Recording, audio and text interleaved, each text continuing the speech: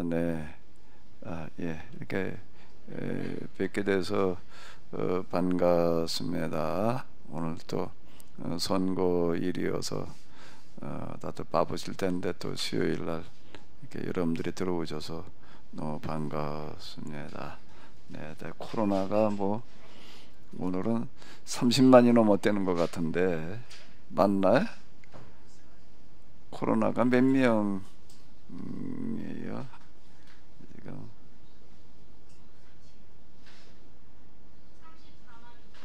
34만 2천여 명이래. 코로나가 지금 오늘이 아마 오늘이 제일 많은 것 같은데 예, 지금 어쨌든 그 와중에 좀 다 건강하시기 바랍니다. 이젠 코로나 뭐 안 걸려야지 이럴 수 있는 상황이 아니고 한번 딱 고쳐야 될 그런 질환이 돼버린 것 같습니다. 참 여러 가지로 좀 걱정스러운 부분이 많은데요.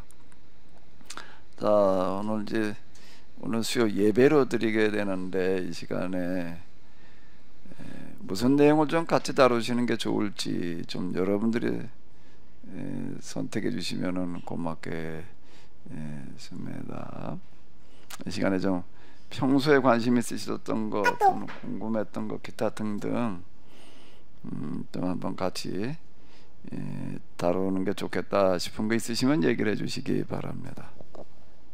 이거는 성경 말씀은 아닌데요. 제가 오면서 문득 생각나는 게 있어서 한번 목사님한테 다시 한번 우리가 들어봐야 되는 시간을 가지는 게 어떨까 하는 생각을 했었는데 질서를 주제로 하는 예배에 대해서 말씀을 좀 나눠줬으면 좋을 것 같아요. 이제 다시요. 무슨 예배?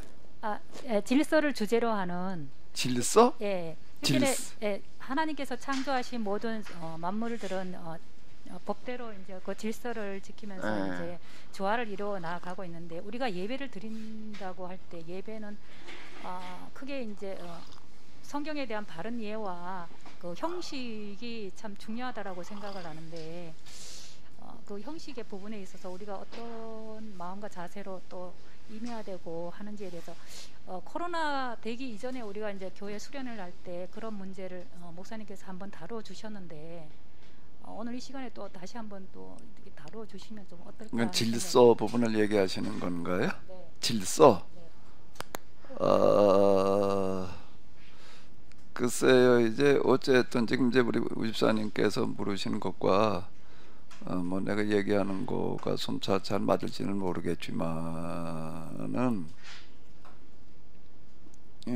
저도 어쨌든 20대 초반부터 신앙생활을 하고 그리고 목회를 하고 뭐 이러고 하면서 하나님을 그 신앙생활을 어떤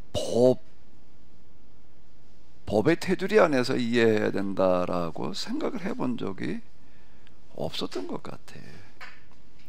법이라고 하는 테두리에서 생각해 봐야 된다는 게 없지. 그냥 어떻게 하면 우리가 좀 더 열심히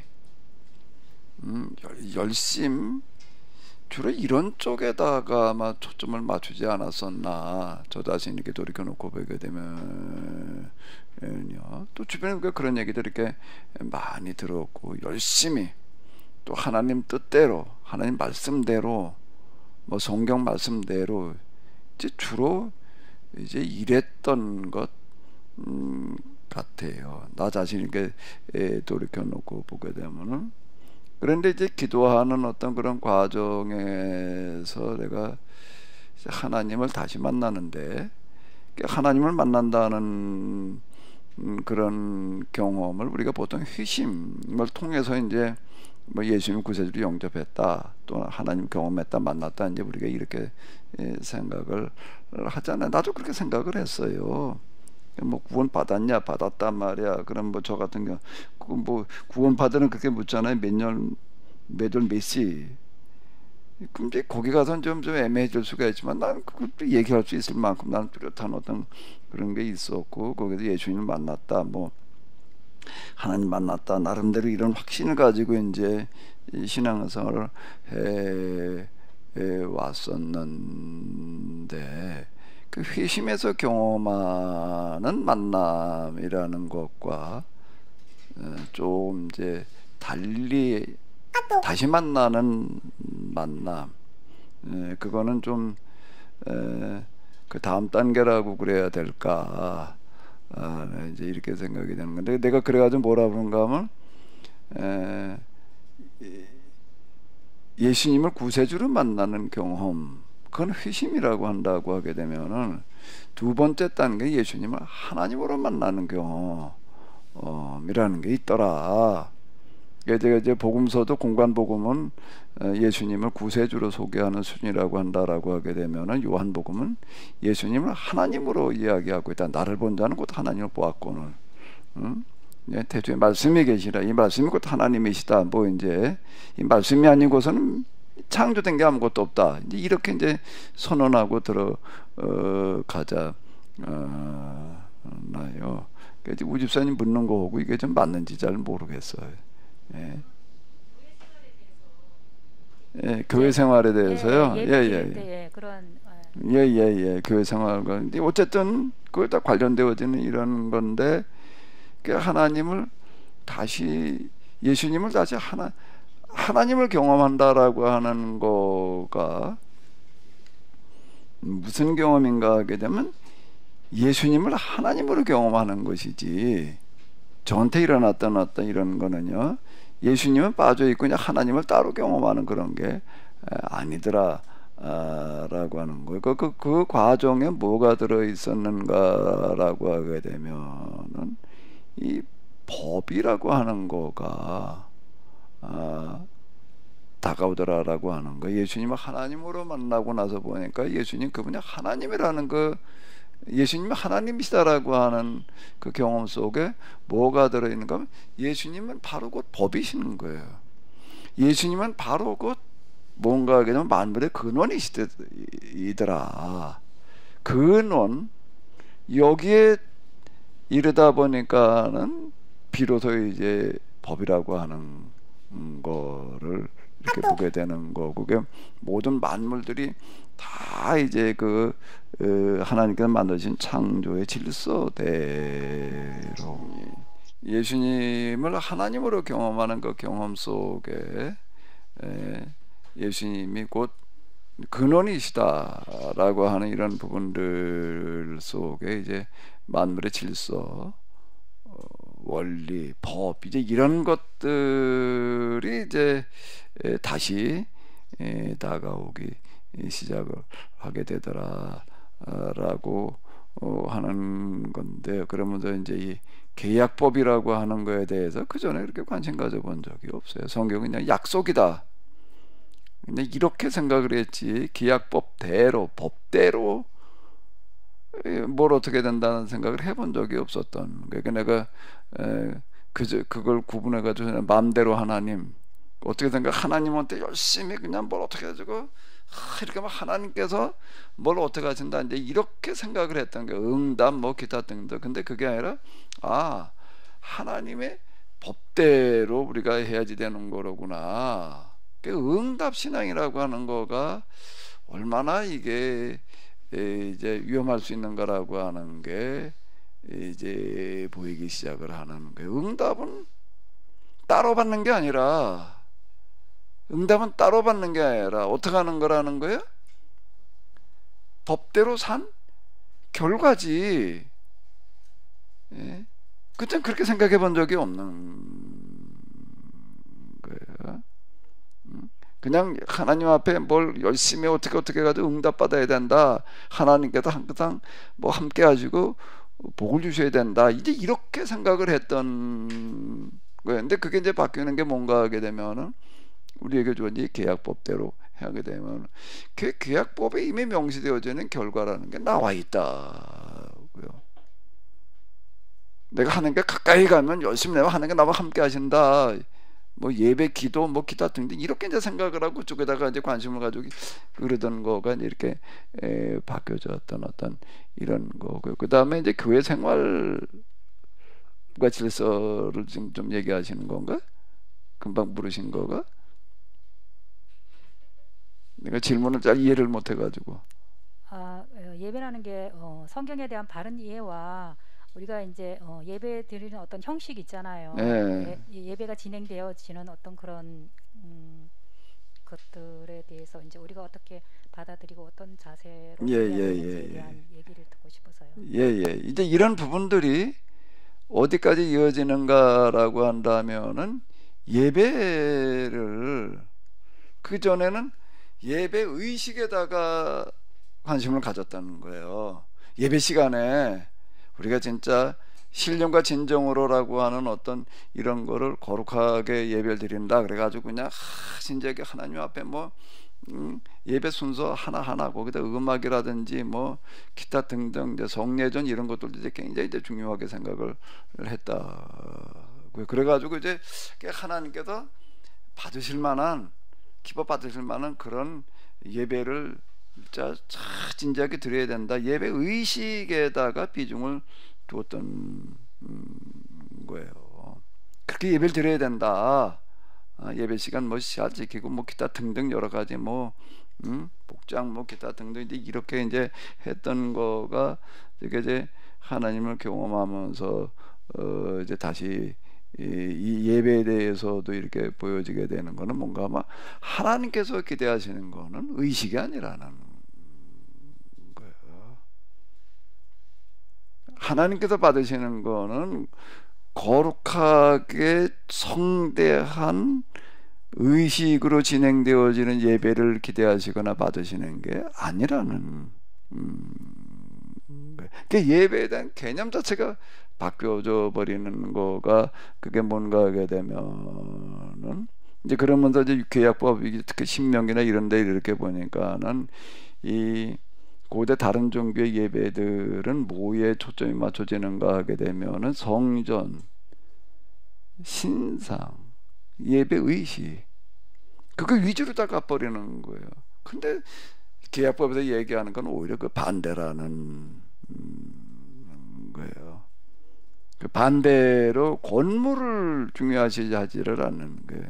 지방 성소라고 얘기를 할 때 거기 무슨 성전 건물이 있는 그런 게 아니었다라고 하는 거고, 뭐가 위준가라고 한다면 구약법을 배우고 가르치는 건데 그 장이 어디냐라고 한다면 어디라는 거죠? 그 장이 어디여야 된다는 거예요? 가정이어야 된다는 겁니다. 그러면서 이제 다시 이게 뭐가 부각되어지는가 하면 가정인 거.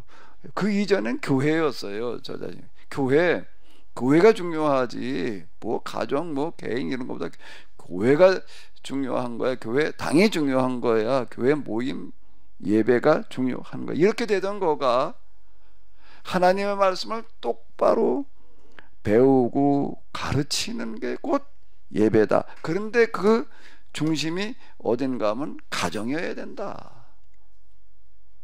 가정이다. 이렇게 돼갔다라고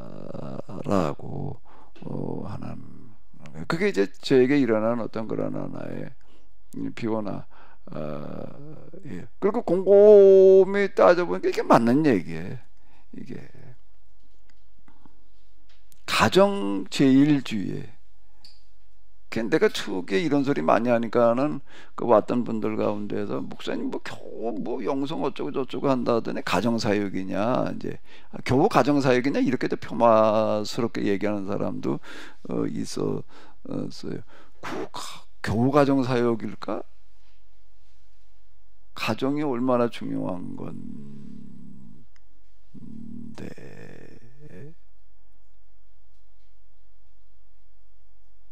그 제가 초기 1, 2, 3부 이런 거 할 때 그런 얘기 많이 했는데 제가 무슨 얘기를 많이 들었냐면 내가 목사님을 좀 진작 알았더라면 내가 가정이 안 깨지는 건데 이 소리 내가 많이 들었어요.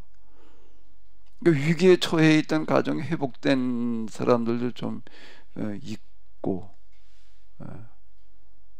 메시지 자체가 이제 가정 초점을 맞춰야 돼요. 그리고 제가 창세기 1장의 창조 이야기 해석도 가정에다가 초점을 맞춰가지고 해석을 하고, 하나님께서 세상을 만드시는 게 아니라 뭘 만드셨다는 얘기? 태초에 한 가정을 만드셨다. 그럼 세상은 그 가정을 위한 환경이었다. 그러면 하나님의 생명 창조의 그 위협을 어디다 맡기셨다는 얘기예요? 가정에. 하나님 남자 여자로 만드시고 한 가정을 이루게 하시는 이런 부분들이 이제 중요하게 이렇게 되어졌던 어떤 이런 거고요. 그 교회가 중요하냐 가정이 중요하냐 라고 묻는다면 뭐가 중요한 거예요? 가정이 중요한 거예요. 그 교회는 가정을 위한 교회여야 된다. 이렇게 바뀐 거예요. 그러니까 내가 이제 무슨 소리를 많이 하면 가정에서 하는 일이 그건 무슨 일이라는 거예요? 하나님의 일이다. 그건 뭐 설거지하고 빨래하고 집안일 애들 돌보고 하는 거를 아이 그냥 세상 일 내 개인적인 일 절대 그렇게 받아들이지 마라. 그거 자체가 곧 하나님의 일이고 그거보다 더 중요한 하나님의 일은 없다.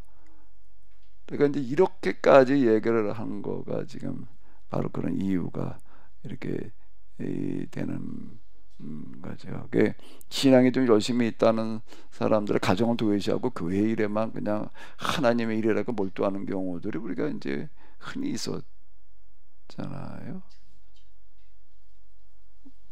좀 그랬었나? 전부의 거의가 99%가 가정보다는 교회여야죠. 그걸 내가 이제 완전 뒤집어 놓은 거예요, 사실은요.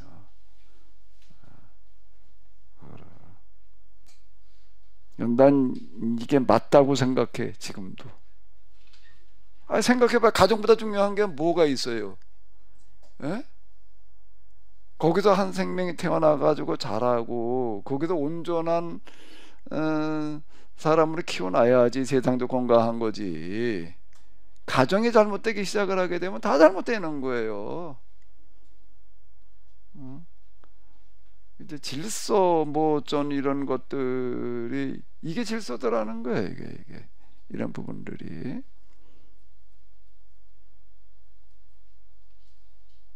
그 예배라고 하는 거가 그건 뭐냐라고 할 때 이제 예배에 대한 개념이 바뀌어져 버린 거예요. 뭐가 예배인가라고 하게 되면 그냥 쭉 해가지고 시간 정해가지고서 뭐 그냥 예배 순서라는 게 있잖아요. 다 이거 장엄하게 거룩하게 다 집어쳐 버리는 거예요. 뭔가 뭐 성경을 똑바로 가르치는 것, 그게 곧 예배. 그래가지고 이제 그 다음에 이제 1시간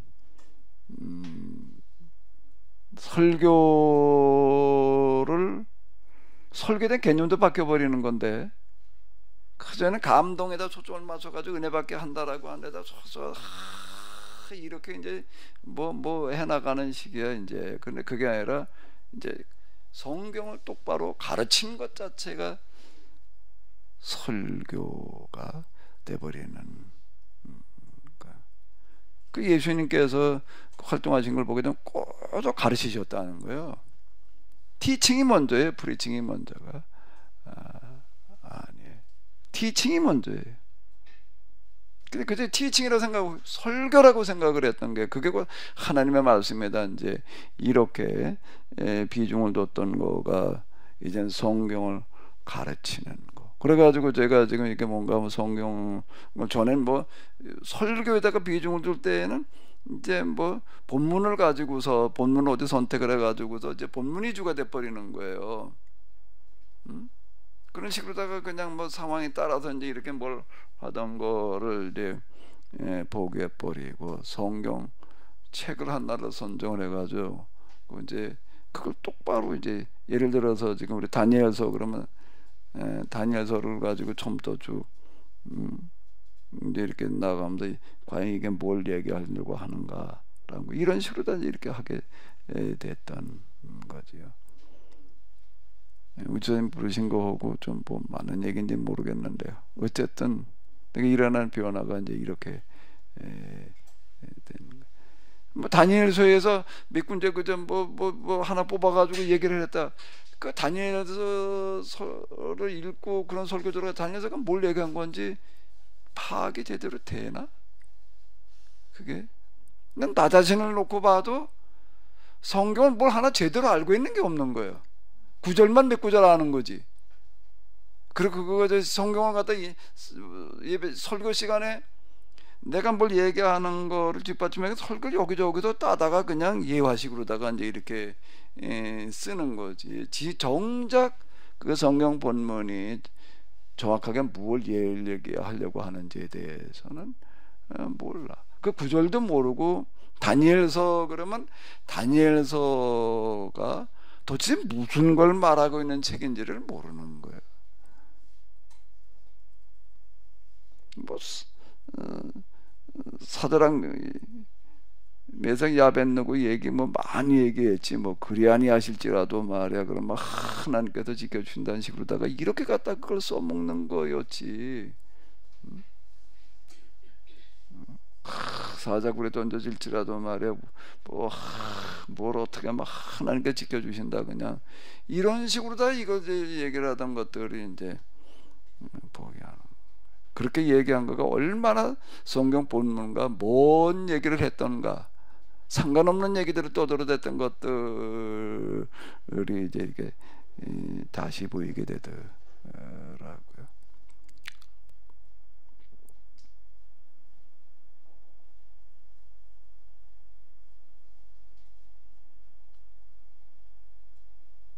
질서, 뭐 이제 질서라는 단어를 일단 쓰셨으니까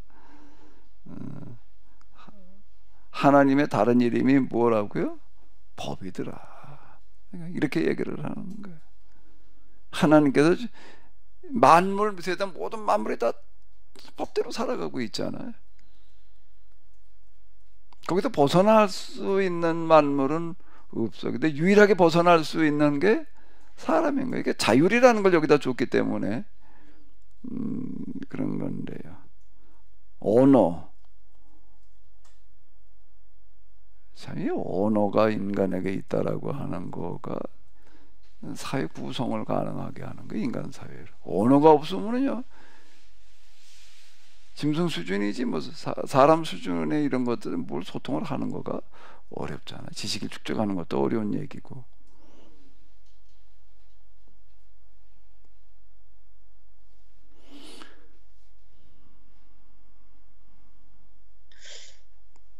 그럼 목사님 한 가지 여쭤보겠습니다. 네네. 지금 이제 질서의 개념을 말씀해 주시면서 하나님의 다른 이름은 이제 법이라고 하시면서 인간에게는 이제 언어를 주셨다고 했는데, 우리 그러면 창세기의 1장 28절에 가장 인간에게 먼저 주신 것은 그 앞에는 이제 식물이나 동물이나 먼저 하나님께서 이제 창조해 주신 부분을 말씀해 주시고, 이제 28절에는 인간에게 가장 먼저 이제 복을 주시고, 그 다음에 생육하고 번성하고 충만하고 정복하고 다스리라는 이 이제 사명을 주셨거든요. 그렇다고 본다면 가장 먼저 주신 이 복의 개념은 이제 늘 목사님께서 말씀해 주셨던 인간에게는 이제 이성을 주시고, 그 다음에 지금 이 언어를 주셔서 주신 것을 복의 개념으로 받아들여야 될까요? 이성이라고 하는 말과 이게 언어라는 말은 다른 얘기가 아니잖아요. 이성적인 활동을 하려면은 언어가 동반되지 않으면은 어떻게 이성적인 활동을 하겠어요? 물론 짐승들도 나름대로 소통이 되기는 하지만은 그건 제한적인 소통이라고요. 개를 키우다 보니까 개가 소리 지르는 게 조금씩 달라. 이게 뭐 조금씩 이렇게 짖는 것도 조금 이제 구분돼. 그럼 그 정도지. 그 정도지. 그 이상은 안 된다고요. 근데 사실 우리는 인간은 언어를 통해 가지고 표현하지 못할 것들이 거의 없잖아요. 그러니까 이성적인 활동이라는 말과 언어라고 하는 건 뗄 수 없는 관계라고요. 언어 소통 없이 어떻게 이성적인 활동이 가능해? 예? 그러니까 이게 사고라고 하는 것도 언어적인 기능이 있으니까 사고가 가능한 얘기지. 언어 없이 무슨 사고를 해요? 그 지능이라고 하는 것과 뭐가 이제 관련이 있는가 하면 어휘력이라고 하는 거가 직접 관련이 있는 거라고요. 좀 공부하는 재능 있는 애들은 일단 뭐가 뛰어나는 거죠? 어휘력과 표현력이 뛰어나는 거예요. 그거 없이 어떻게 가능하냐? 그 적절한 언어 어휘를 사용을 해야 될 거 아니에요. 예? 그런 부분이. 그리고 지금 이제 뭐 제가 늘 반복해서 하는 그런 얘기인데, 창조 과정 가운데 사람이 맨 마중에 만들어진 이유는 그건 뭔가 하게 되면은 왜 맨 나중에 만들어질 수밖에 없는가 하게 되면 생태계라는 게 있어야지 사람이 살아갈 거 아니에요. 사람이 살아갈 수 있는 생태계를 먼저 만들어 놓고 그 다음에 사람을 만드셔야지. 우리가 예 말씀하셔요. 그러면은 창세기에 보면은 바벨탑 사건에서 언어가 하나였는데 이제 그 언어가 이제 뭐 여러 언어가 만들어졌다라는 그 말씀 중에서 언어가 하나였다라는 것은 그건 어떤 의미인지. 그 언어가 지금 다양하잖아요. 다양한 언어들이 있는데요. 이제 문법이라고 하는 걸 하나 이제 이렇게 좀 깨우쳐 보니까 내가 영어를 이제 독학으로 공부하느라고 엄청 고생을 했는데 뭘 그때 뭐 혼자 독학을 하다 보니까 이제 문법 위주로 다 공부할 수밖에 없었어요. 근데 영어 문법이라고 하는 거가 조금 이제 이렇게 보이는 거예요. 그 영어 문법을 깨우치고 난 다음에 그때가 비로소 그 다음에 내가 이제 국문법을 난 순서로 국문법을 먼저 깨우친 게 아니라 영문법을 먼저 깨우쳤어요. 그러고도 국문법을 들여다보다 보니까는 너무 유사한 거예요. 그 다음에 또 이제 뭐 이제 독일어, 헬라어, 히브리어 이런 것들을 갖다가 이렇게 보다 보니까는요, 그 기본적인 문법들은 똑같아요. 거기에도 뭐가 지배하는가 하면 언어의 세계에도 공통적인 법이 지배를 한다는 거예요. 제가 그 학교 다닐 때 보게 되면 뭐 고대 12개 언어를 이제 한 사람이 있다. 그 12개 언어를 어떻게 하느냐라고 이렇게 한 두세 개 하다 보게 되면은요, 거의 대부분은 비슷해요. 그다음에 단어만 외우면 돼. 그 암기력만 뛰어난 사람은 그렇게 어려운 게 아닌 거예요. 거기에도 뭐가 지배하는가라고 한다면 공통의 법이라는 게 있어요.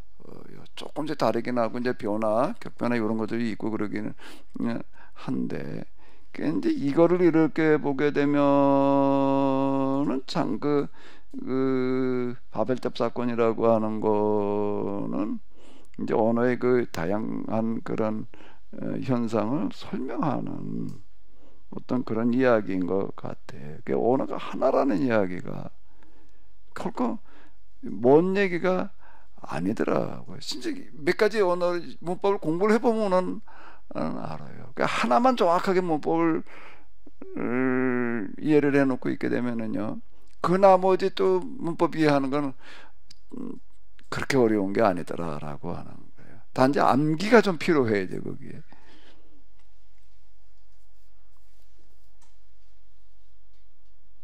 이제 우리나라 그 선교사로 왔던 사람, 한글에 매료됐던 사람이 있죠. 갑자기 이름이 생각이 안 나네. 헐버트.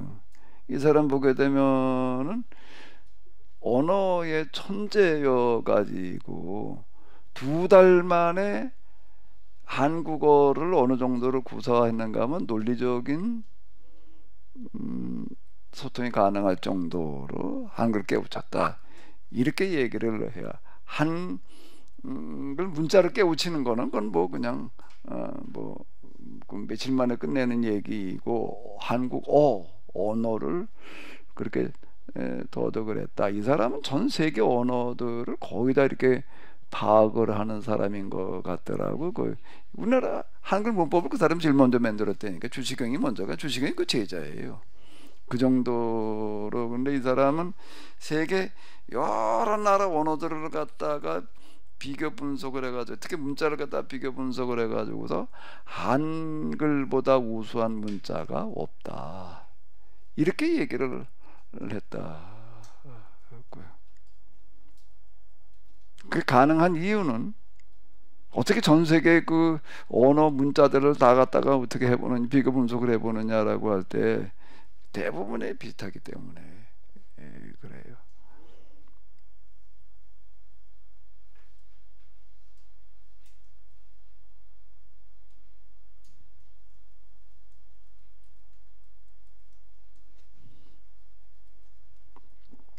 근데 어쨌든 지금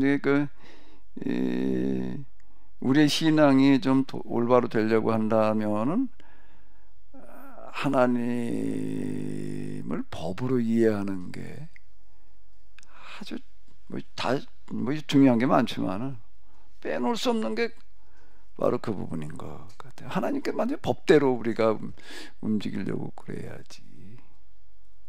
그걸 우리는 말씀대로 하나님 뜻대로 그냥 이렇게 얘기를 하다 보니까 뭘 어떻게 된지가 이제 이게 보이질 않은 거고, 그리고 자꾸 뭐 이제 기복적인 신앙을 이제 조장을 하면서 응답받으라는 식으로다가 이제 이렇게 가는 거가 이제 이게 방향 자체가 잘못됐던 거예요.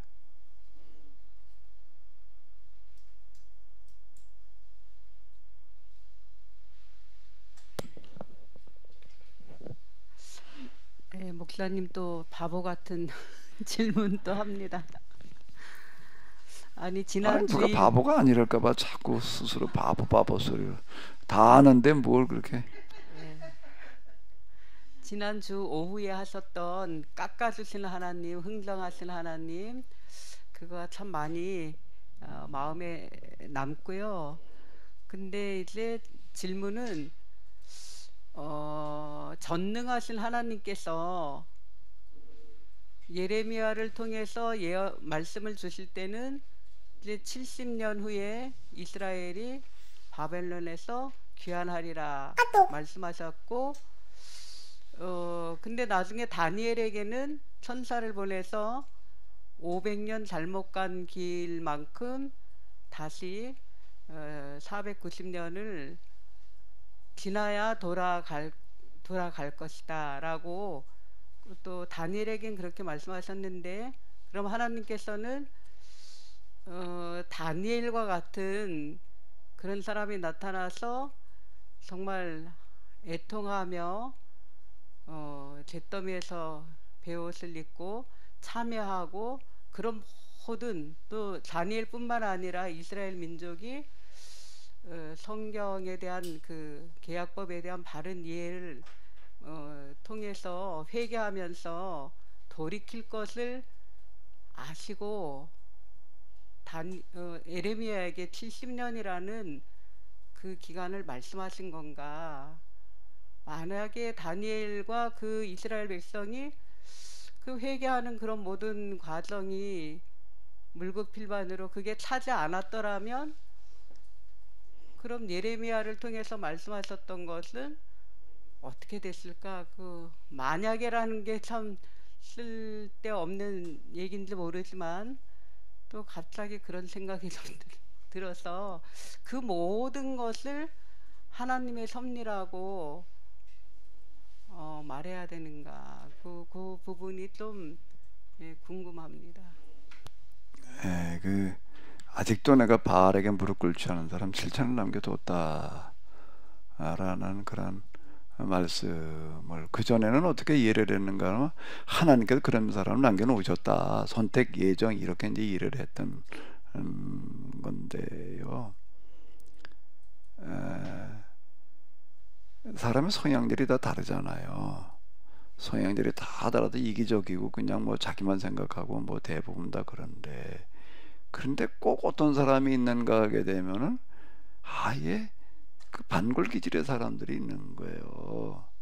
뭔가 잘못된 거에 대해서 부정에 대해서는 알레르기 반응을 일으키는 사람이 또 있다.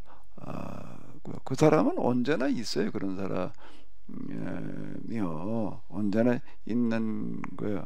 그러면 사회 구성원 가운데 대부분은 그냥 저 시류에 따라서 그냥 자기 좋을 대로 살아가는데, 근데 그 중에 일부는 그렇게 따라가지 않으려고 그러는 사람도 있는 거예요. 그 대략 비율이 얼마나 될까요? 그 비율이 대략 얼마나 될까요? 그게 10분의 1이라는 거예요. 10분의 1. 대략의 비율이 그 10분의 1이라고 하는 거가 하나님께서 세상을 만드신 하나의 그런 하나의 그 창조의 원리, 그 섭리이다. 자, 이렇게 이제 우리가 볼 수 있다는 거예요. 그 7,000명을 하는 게 남겨놓으시고 안 남겨놓으시고의 문제가 아니라 발에 무릎 꿇지 않는 부정부패에 물들려고 하지 않는 사람은 항상 있게 마련이다 라고 하는 거예요. 그 중에서 그 10분의 1 중에서 또 어떤 사람이 있는가 하면 또 발군의 그런 역할을 하는 사람이 있다고. 그 사람들이 선지자가 된 거예요. 그 사람들이 선지자, 하나님께서 누굴 뭐 선택해 놓으시고 예정해 놓으시고 뭐 이런다기보다도 그건 그럼 그 사람의 성향이라고 하는 어떤 이런 것은 그럼 정해지는 거냐라고 얘기를 할 때, 그 타고나게 그렇게 타고나 버렸다 이렇게 얘기를 하게 되면 또 이제 이게 또 설명이 안 되는 거예요. 응? 살아가면서 거기에서 이제 스스로가 자율이라는 것, 스스로가 선택하고 결정하는 어떤 이제 이런 거잖아요. 그러면 이제 우리가 포록이라고 하는 시점으로 와서 이렇게 본다라고 하게 되면은 대다수는 그냥 시류에 쫓아서 자기 유익에 쫓아서 그냥 그러고 사는 거예요. 근데 그 중에서 소수는 자, 이제 우리가 여기서 이게 아니다라고 다시 한번 시작해 보자. 이제 이렇게 하는 사람들이 있는 게, 그 사람들이 귀환하는 사람들이에요. 거기서 이제 회당에 모여가지고 성경을 공부하고 가르치고 뭐 이제 이렇게 하는 사람들, 이제 그런 사람들이란 말이에요. 그리고 이제 그 중에 또 특출하게 더 활동하는 사람이 있는데 그 중에 하나가 누군가 하면 다니엘이었다 라고 하는 건데, 그러면 이제 깎아주시는 하나님, 뭐 흥정이라는 단어가 나쁜 단어예요, 좋은 단어예요. 흥정. 어떻게 흥정하느냐, 흥정은 누군가 있어야 돼. 거간꾼이 있어야지 뭐 일이 성사되는 걸 거 아니에요. 그 하나님께서 깎아준 데가 지난 그날 오후 시간인가 얘기를 했잖아요. 10,000원짜리를 1,000원에 팔았다 그러면은 어떻게 했다는 거예요? 10,000원 받아야지 되는 거를 1,000원에 팔았다라고 얘기를 한다면 어떻게 됐다는 거죠? 9,000원? 소원에 그 9,000원은 그는 어떻게 해야 돼? 그러면 9,000원 어떻게 되는 거예요? 탄 사람이 손해 봐야 되는 거예요. 진짜 그게 10,000원짜리였다면 그럴 거 아니에요. 한 1,000원짜리 갖다 9,000원 남겨 먹으려고 팔았다 그러면 에이 뭐 손해 안 보고 그냥 번전했다 이렇게 얘기를 할 수가 있지만은, 진짜 이건 10,000원짜리다라고 할 때에 1,000원에 팔게 되면 9,000원은 손해 본 거라고. 9,000원은 누가 보존해야 되나? 누가 손해 봐야 되나? 하나님이에요. 하나님이에요. 그리고 하나님께서는 그 손해를 어떻게 보시는 거예요? 하나님은 어떻게 손해를 봐? 하나님은 어떻게 손해를 봐요?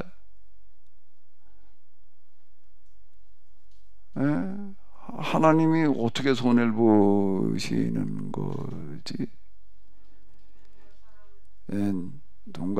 누군가가 그 손해를 대신 치르는 사람이 있는 거예요. 하나님을 대신해서 그 손해를 치르는, 그게 지금 다니엘서 9장 3절이라고요. 다니엘서 9장 3절이 뭐라고요? 굵은 베옷을 걸치고 죄 때문에 위한 자 금식을 하면서 뭐 이게 이례적인 사건을 얘기하는 게 아니잖아요. 평생을 이루고 살아가는 그거 자체가 곧 뭔가 하면 하나님을 대신해서 대가를 치러주고 있는 거야. 그런 사람이 꼭 있게 마련이야. 적을 뿐이지. 그래서 이 사람이 대신 그걸 치렀어. 그럼 뭐라고 그래야 돼? 그 사람한테 뭐라고 얘기를 해? 내 백성, 내 거룩한 도성이라는 이 용어가 그래도 가능한 거예요. 그게 모세고 아브라함이고 다니엘이고 오늘의 우금미 진상이 이정순이라는 거예요. 그게 그래가지고 이게 성립이 되는 거예요. 난 법과 질서라고 하는 것들이 이렇게 해석이 되어지는 거예요. 그래야지 이게 앞뒤가 맞는 얘기가 될 거 아니에요. 누군가가 하나님을 대신하는 역할을 해야지 되는 그 사람의 내 백성, 네 거룩한 도성 표현이 가능해지는 거예요.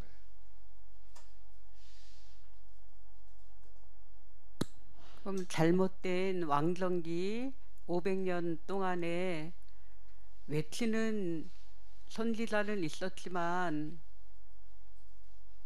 저렇게 남겨진 그때도 남겨진 7천은 있었을 거 아니에요. 그 사람들이 예언 전승을 이어가는 거예요. 근데 그 남겨진 7천이 있었음에도 불구하고 나라가 멸망할 수밖에 없었던 것은 그럼 어떻게 봐야 되나요? 그럼? 균형이 무너진 거죠. 단순한 거예요. 그건 이제 악이 득세를 하니까 득세라다는 거는 이제 기선을 장악했다는 그런 얘기가 되는 거 아니에요. 그러다가 이제 그게 이제 다시 포르게 가지고 반전이 또 일어나는 거라고.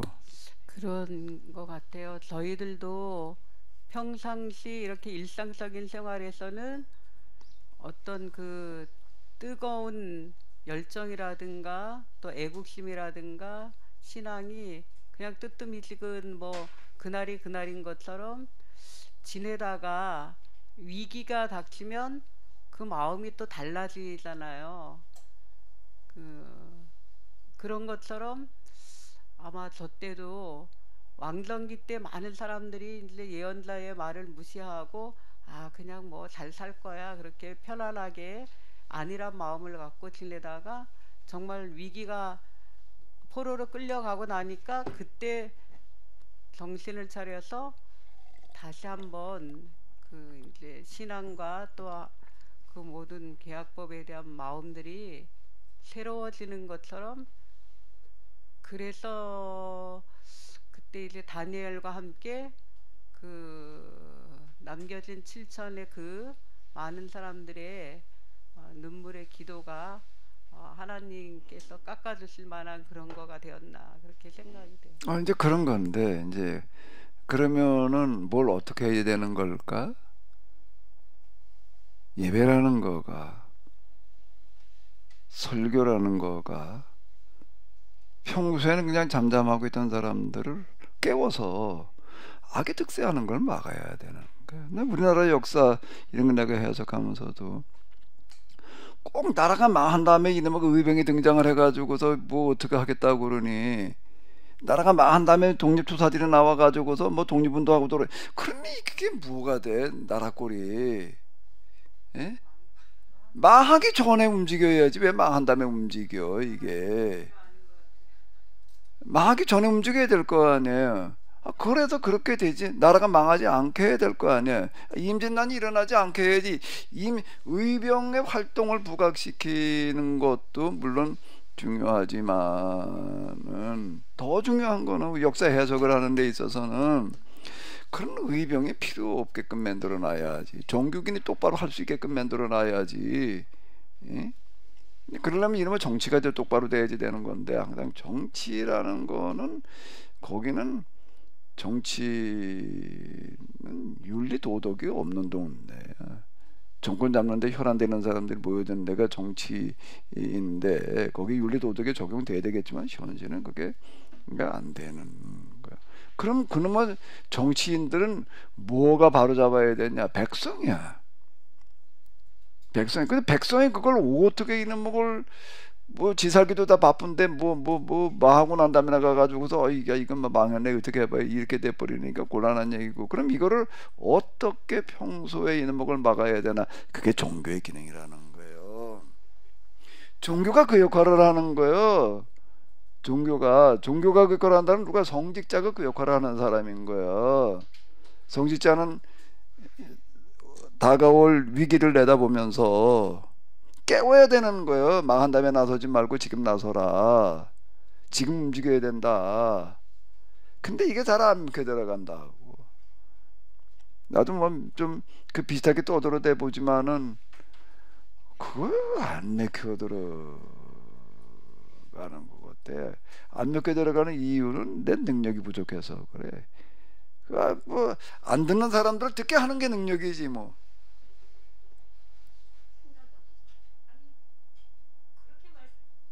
그렇게 말씀하시면은 예레미야도 그럼 능력이 안 돼서 그런 거예요. 뭐 능력이 안 됐으니까 그 정도로 끝났지. 더 능력이 있었으면은 망하지 않게 했을 거 아니야.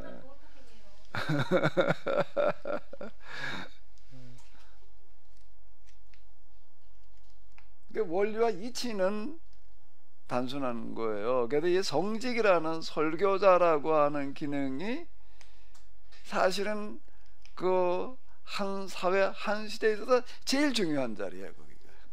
그게 잘못되면 다 잘못된다. 내가 이제 이렇게 얘기를 하는 거잖아. 설교가 잘못되면 그 시대가 잘못 간다 말이야.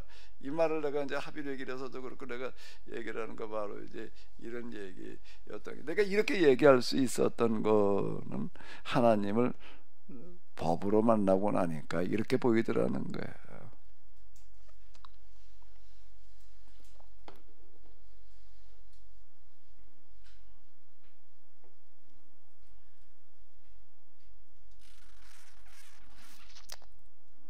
그래서 사람을 일깨운다라고 하는 거가요.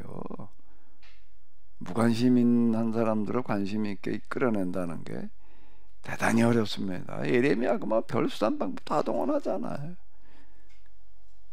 이제 그걸 어떻게 해결을 해야 되나? 그럼 뭘로 어떻게 해결을 해야 돼?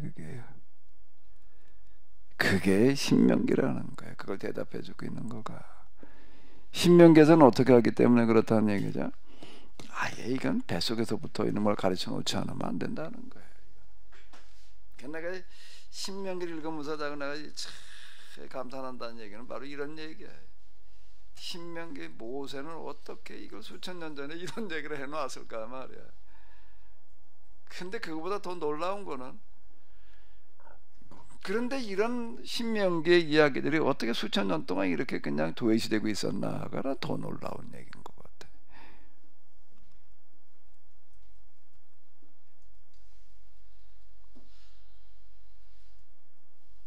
삼손도 수천 년 동안 그냥 주색 잡긴 한 사람으로 해석되고 있는 것도 너무 놀라운 얘기고. 김준수 장로님 그 삼손 뮤지컬 좀 하나 얼른 해봐요.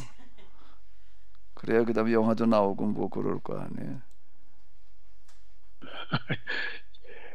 이거 아직 제 나이가 들수록 역부족이라고 생각이 들어요.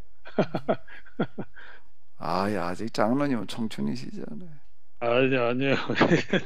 내일 모레 지금. 사실 이제 우리가 이렇게 놓고 보다 보니까 성경이 온전하게 해석되어진 부분이 별로 없는 것 같아. 네. 도대체 어떻게 그래 이렇게 해석되고 있었는지가 이게 너무 놀라운 거예요. 그 수많은 신학자들이, 그 뛰어난 학자들이 그렇게 달라붙어 가지고 맨날 성경을 달달달달 외우는 사람들이 많아요.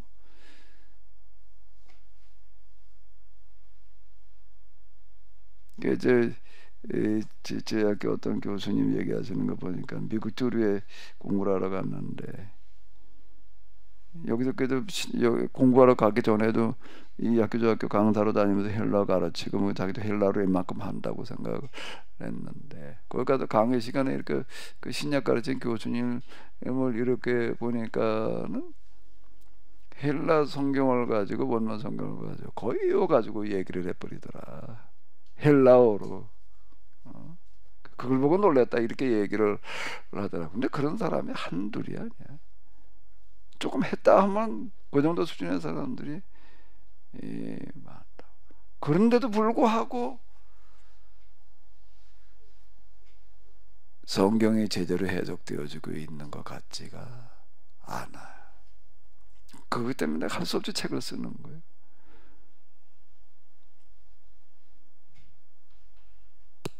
목사님께서 예언서도 예언서 뭐 다 하시면서 다니엘 부분은 그렇게 크게 다루시지 않고 그냥 넘어가셨었어요.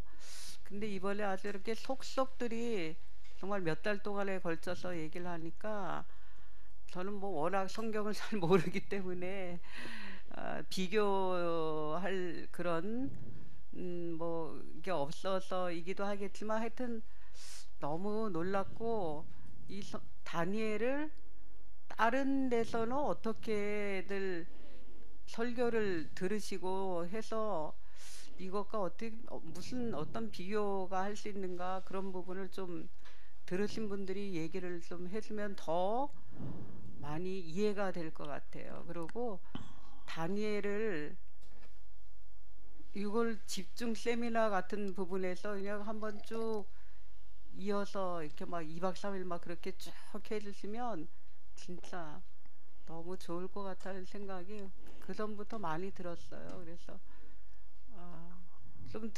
다니엘서를 이제 설교를 딴 목사님들에게서 들으셨던 그런 분들은 좀 얘기를 좀 해주시면은 저에게는 큰 도움이 될 것 같습니다. 그렇게 말할 필요 없이 유튜브에 들어가 봐. 다 있어. 유튜브에 다니엘서 그래나 봐. 거기 아주 그냥 평생 들어야 될 만큼 올라와 있을 거야 아마. 그걸 뭐 그렇게 그 옛날 얘기하고 있어. 유튜브 이전 얘기를 하고 있어 지금.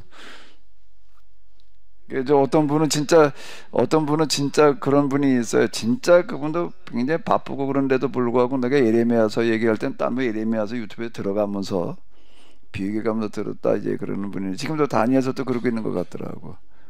들어가면서 딴 데 얘기하는 거고 뭐가 다른지 거기도 그래도 다니엘서를 이제 구약 아주 전공한 사람 전문가들이 이제 해석하는 것과 뭐가 다른지를 비교해 가면서 이렇게 듣는 분도 이제 실제 있던데 맘만 먹으면 완전히 가능하니까 뭐 괜히 쓸데없이 수다나 떨고 댕기지 말고 그것도 열심히 한번 들어보셔요. 그 중에서 전문가들이 얘기하는 거 두세 개 들어보는 거지. 뭐 지금 내가 지난번에 요한복음 쓸 때랑 어떻게 하는가라고 하게 되면 내가 제일 먼저 뭐부터 읽는가 하게 되면은 요한복음을 전공해 가지고서 그걸 가지고 박사학위를 받은 사람 책을 갖다가 읽는 거예요. 요한복음 가지고 박사학위 받은 사람 우리나라 문화들도 많아요. 그게 우리나라 그런데 없으면 세계적으로 요한복음 최고의 권위자가 있어. 그 사람이 요한복음 전공자예요. 그 사람들 책을 갖다가 읽게 되면은 3권만 읽으면 다 나와. 뭐가 다 나오는가 하면 요한복음을 그동안에 어떻게 관심 가지고 어떻게 연구해왔다 연구사부터 최근의 동향 그리고 요한복음이라는 분야를 공부하려면 읽어야 될 책들이 어떤 것들이 그런 사람의 요한복음 전공한 사람 책을 3권만 읽으면 거기 다 나온다고. 그럼 그동안 요한복음 사전을 보러 어떻게 하고 있는지가 다 나와요. 다 나와요. 그 전공한 사람들이 얘기를 들어보게 되면은 지금 다니엘서를 해석을 한다라고 하게 되면 적어도 그래도 다니엘서 구약을 전공해 가지고 하는 사람들은 그쪽 지금 여태까지 연구 사람들 어떻게 얘기하고 있는지를 바탕에 두고 얘기를 해. 전문가들은 그러니까 그걸 들어보게 되면 이제 내가 지금 이제 해석하는 것과 어떻게 다른지가 구분이 된다고. 그냥 다니엘설 가지고 강해식으로 얘기하는 목사님들의 설교 말고 그 찾아서 보려면은요, 그걸 어떻게 다 언제 들어봐 그러는데 그 중에서 전공한 사람들이 얘기한 걸 듣게 되면 뭐가 다른가라고 하는 그게 굉장히 딱딱하고 은혜가 안 되고 이렇게 느껴질 수도 있는데, 그게 꼭 필요한 거는 그건 뭐를 바탕으로 하고 있다고요? 요한복음 해석하는 전문가들의 의견이 반영되어져 있기 때문에 그게 이제 필요한 거예요. 그렇게 비교를 해보면 돼. 이제 그냥 그런 게 없는 그냥 일반 목사님들의 강해는 그냥 흔히 얘기하는 영해 뭐 어쩌고 저쩌고 뭐 이제 이런 식으로 가기 때문에 이제 그 객관적인 동향을 찾아보기가 어려워요, 거기에서는요. 근데 이제 전문가들이 얘기하는 것 쪽에서는 그래도 거기에 객관성이라는 게 들어있다고. 그러니까 그렇게 가지고 비교를 해보면 될 거예요.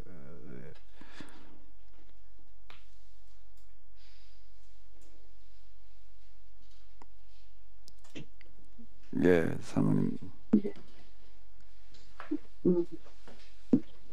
지금 성경에 이제 이렇게 보이기 시작하신 것에 대해서 늘 말씀하신 것처럼 결국은 결정적인 건 하나님 경험에서 이렇게 보이기 시작하신 거잖아요.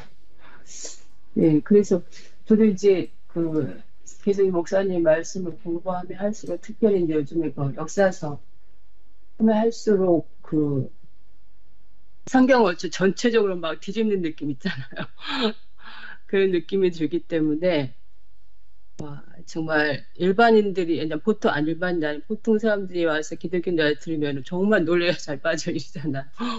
그렇기 때문에 제가 이제 뭐 오랫동안 목사님 말씀 들어왔기 때문에 그래 맞아 하면서 가는 길이지만, 결국은 이렇게 하면 우리는 그동안 성경에 대한 개념 이해가 정말 성경에는 오류가 없고, 성경은 좀 절대화하고 문자화에 대한 절대화 그런 것들이 많이 남아있기 때문에 정말 저도 지금도 이제 열왕기상 공부하면서 이제 스스로 해보면서도 이렇게까지 뒤집는 것에 대해서 어쩔 때는 이렇게까지 되나 하는 그런 가끔씩 의문도 생길 때가 있어요. 그만큼 저희가 기존에 가지고 있던 성경에 대한 그 개념이 굳건하다는 거죠. 그렇기 때문에 이걸 일반인들한테 이해시킬 때 정말 이거 목사님 경험에서 보여진 거야, 이렇게 경험에서 이렇게 해석되어진 거야, 이렇게 말하려면은 이게 정말 설득력이 있나 하는 생각이 들 때가 있고, 또 하나는 왜 아까 목사님도 말씀하셨지만 그렇게 오랫동안 똑똑한 신학자들이 성경을, 지난번에 김군주 교수님 말씀하실 때는 많이 목사님께서 성경에 대한 이해를 어떻게 해야 되고, 성경 어떻게 봐야 되고, 어떻게 해서 성경이 쓰여졌고 이런 분들을 폭넓게 설명해 주시니까 목사님 회사가고 이제 같은 맥락으로 가고 있구나 하는 생각도 했거든요. 물론 하나님 경험은 그분 없으시지만, 깊은 경험은 그래 좀 차이가 나지만 성경을 어떻게 봐야 되는지 이 부분에 대해서 이렇게 폭넓게 이야기를 해주시니까 저런 분도 계시구나 하고 이렇게 공감을 했는데, 이런 부분이 정말 가장 먼저 일반 보통 사람들 접근할 때는 성경을 어떻게 봐야 되는지부터 접근해야 되지 않나 이런 생각이 드는 거예요. 거기에 대해서 다 이제 처음에 이 말씀을 접할 때는 큰 혼란이 오기 때문에 성경을 어떻게 봐야 되고 어떻게 쓰여졌고 어떻게 봐야 되나 이런 것들이 더 중요한 질문이 아닌가 하는 생각을 해봅니다. 목사님. 예. 두루뭉실하게 말했습니다. 예, 금방 한 얘기인데 또 다시 한 번 더 얘기를 한다면은, 제가 하나님 경험했더니 이렇게 보이더라라고 하는 거는, 경험했더니라고 하는 거가 예수님을 뭘로 다시 만나는 거지요? 그냥 전에 나를 위해서 대신 죽으신 예수님 휴심에서 얘기하는 데에서 만났을 때는 부속사적인 접근이 아주 이게 이제 뜨겁게 다가오는 거예요. 그 단계에서는 맞아, 이제 예수님께 나를 위해 죽으셔서 예수 믿으면 이제 죄 용서 받고 다 구원받아 이렇게 돼버리는 거예요. 감격과 충격도 굉장히 크다고 있고요. 그것도요.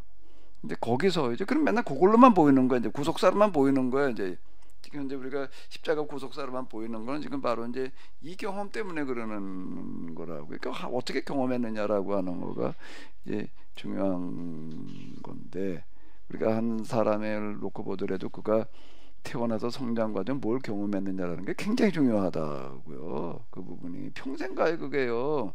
그건 못 벗어나는 이런 걸 우리가 이렇게 보게 되는데, 그러다가 어떤 교회 예수님을 다시 만나게 되는데, 다시 만나게 될 때에는 이제 구속사가 이제 출발점이 되는 거예요. 이제 십자가에서 흘리시는 그 보혈의 피가 내 정수리에 떨어지는 이 사건을 통해 가지고서 이제 출발을 하는데, 십자가에서 이렇게 피만 돌아가는 그분의 피를 진짜 부딪히고 나니까 무슨 충격으로 와닿는가 하면, 이분은 하나님이셨구나. 그분한테 얼굴을 들 수가 없는 거고 완전히 죽은 듯이 돼버리고 말았다는 얘기가, 그러고 났더니 뭐 나뭇가지 앉은 새를 쳐다볼 수가 없고 뭘 쳐다볼 수가 없고, 이제 이런 거가 이제 이런 현상들을 이제 얘기하는 어떤 이제 그런 건데요. 그러면서 서서히 시간을 두고도 예수님을 누구로 만나는 거예요? 예수님이 하나님으로 만났다는 이야기 자체가, 예수님 구세주를 만나는 거에도 구분해가지고 내가 얘기를 하는 거야. 하나님 만나는 거는 곧 만물의 근원을 만나게 되는 거다. 그 태초에 말씀이 계신 그 로고스라고 하는 거가 그때 가서 비로소 이해가 된 거예요. 예수님을 로고스라고 얘기를 했다는 게 너무 놀랍다. 이제 이렇게 되는 거예요.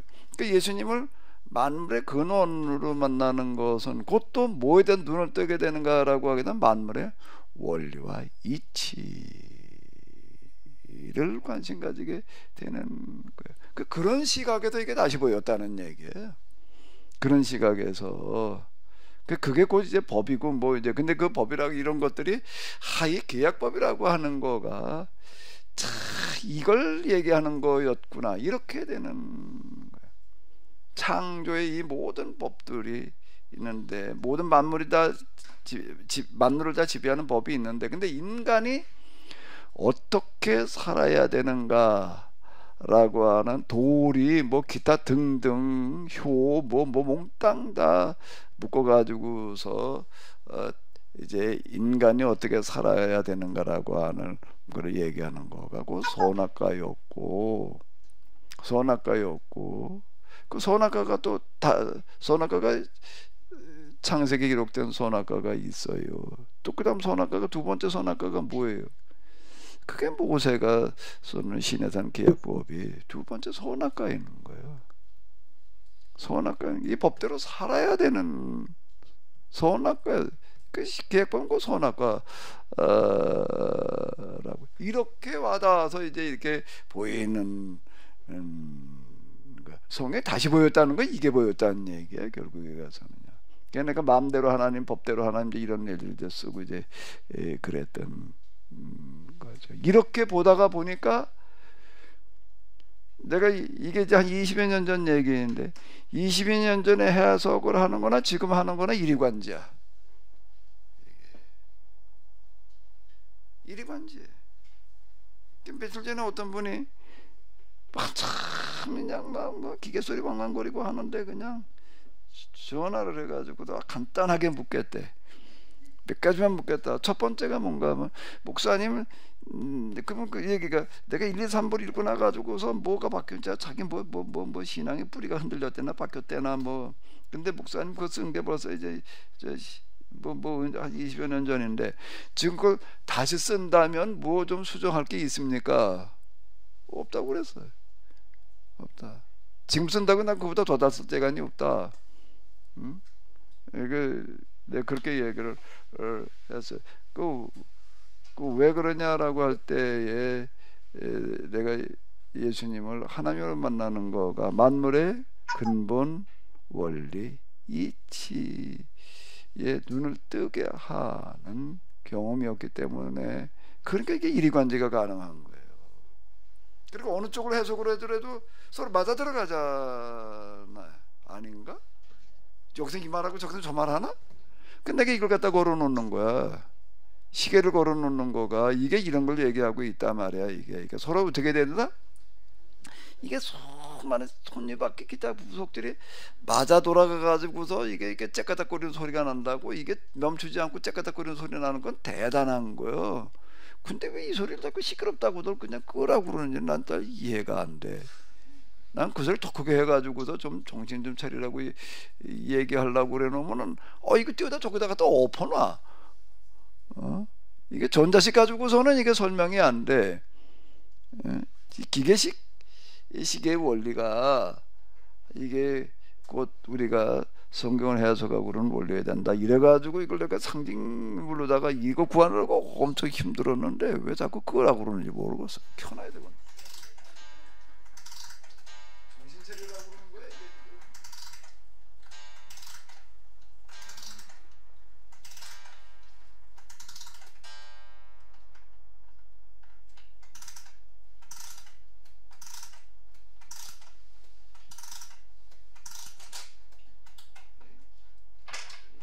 시계를 이걸 만들어낸 사람이 이거 대단한 사람이야. 이거 저거 하나 구조고 원리를 들여다보게 되면 이야 요걸 요렇게 해가지고서 요걸 요렇게 태엽시계.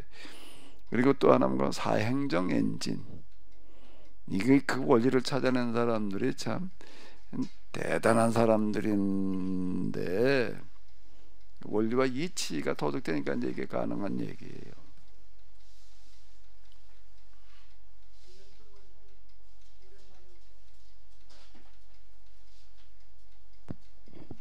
오랜만에 와가지고 할 얘기도 많은데 많이 하셔요. 아니 이제 요새 생각이 드는 게요, 목사님. 정말 우리 기독교에도 이 토론 문화, 뭐 신명기에서 말씀하시는 가정 공부도 중요하지만 정말 진짜 이 토론 문화가 정착돼야 되겠다 하는 생각이 요즘 들어서 아주 강하게 와 닿고요. 사모님 다른 교회에서는 뭐 다니엘을 어떻게 설교하느냐 이렇게 말씀하셨는데 뭐 글쎄 그냥 뭐 지금까지 제가 들어본 것 중에서는 그냥 뭐 진짜 아까 목사님 말씀하셨던 것처럼 그렇게 그냥 뭐 기적에 대한 거, 뭐 진짜 불 속에서 살아난 거, 어떤 뭐 진짜 그러니까 우리가 흔히 알고 있는 정말 그리 아니하실지라도 뭐 이런 것들에게 이제 이렇게 치우쳐져 있는데 그거보다도 저는 이제 저도 이제 뭐 성경을 읽는다고 읽었었는데 요번에 이제 설교 말씀 들으면서 정신이 번쩍 났던 게 그 490년에 하나님이 그것을 기억하고 계시다는 거, 그리고 또 이제 그것을 회개해야 된다는 거. 근데 저는 이제 뭐 역사 속에서 뭐 이스라엘 백성의 그 잘못된 역사를 거기서 이해하기보다 그걸 저한테 적용을 해봤어요. 거기서 이제 정신이 번쩍 나는 거예요. 정말 하나님은 우리의 걸음을 하나하나 세신 바 되신다고 그랬는데 지금 내가 돌이켜보니까 73년 잘못된 길을 걸어왔을 텐데 앞으로 걸어온 시간만큼 돌이켜야 된다고 그러시는데 걸어온 것만큼 살 시간도 안 남아있고 또 걸어온 것만큼 회개할 어떤 그런 마음 자세도 정말 진짜 다니엘 같은 그런 자세가 안 돼 있는 것 같고, 그렇다면 제가 이제 지난주 오후 예배는 못 들어가 봤는데 이제 오늘 말씀 속에서 이제 뭐 흥정하신다고 그러는데 제가 지난주에 이제 뭐 11조에 대한 말씀은 들었어요. 그러면 하나님께서는 이제 11조 정신으로 이제 어떤 감해줄 수 있는 어떤 그런 이제 길은 열어놓으신 것 같은데 그거에 대한 어떤 정말 엄청난 두려움이 다가오면서 성경을 지금까지 내가 이만큼 우리가 정말 진짜 뭐 안다, 뭐 배웠다 이렇게 하고 있다 이렇게 이런 생각들을 많이 할 수가 있는데 정말 그 두려움이 또다시 오면서 또다시 시작해야 되겠구나. 정말 새롭게.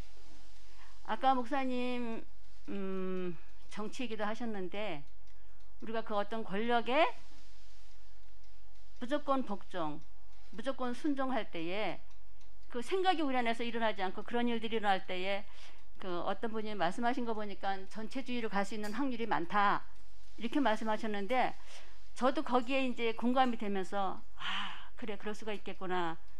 이 생각이라는 게 우리가 뭐 그 생각도 그냥 무조건적인 생각이 아니라 정말 논리적이고 목사님 말씀하신 것처럼 어떤 그 진짜 원리와 이치에 맞는 생각 그런 것들을 할 수 있는 폭넓은 자리는 그래도 우리가 이제 공부를 가정 성격 공부라고 말씀하시지만 어떤 이런 거를 놓고 토론 문화가 정착될 때에 이런 것들을 조금씩 그래도 벗어날 수 있는 길이 있지 않을까 생각을 하면서 과연 내 대신 흥정해 줄 사람은 누구며 정말 10의 1조 그거를 정말 진짜 감당할 자는 누구일까를 이렇게 생각해 보면서요. 저는 그 다니엘서의 그 490년이라는 그게 설교 말씀을 들으면서 사실 저 개인에게 엄청난 자책감과 회개와 두려움으로 다가왔어요. 예. 우리 정면성 권사님한테는 좀 더 깎아주실 거예요. 73년 잘못 가신 거를 73년 10분의 1년 7년 남아 한 7개월로 깎아주실 거예요.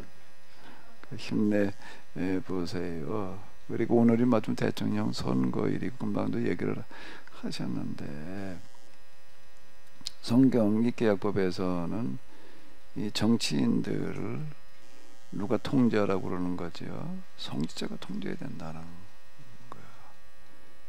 근데 이게 설교자들이 목사들이 정치인한테 갖다 빌붙어 놓게 되면 이 곤란한 얘기가 돼버리는 우리 그런 거 많이 보잖아.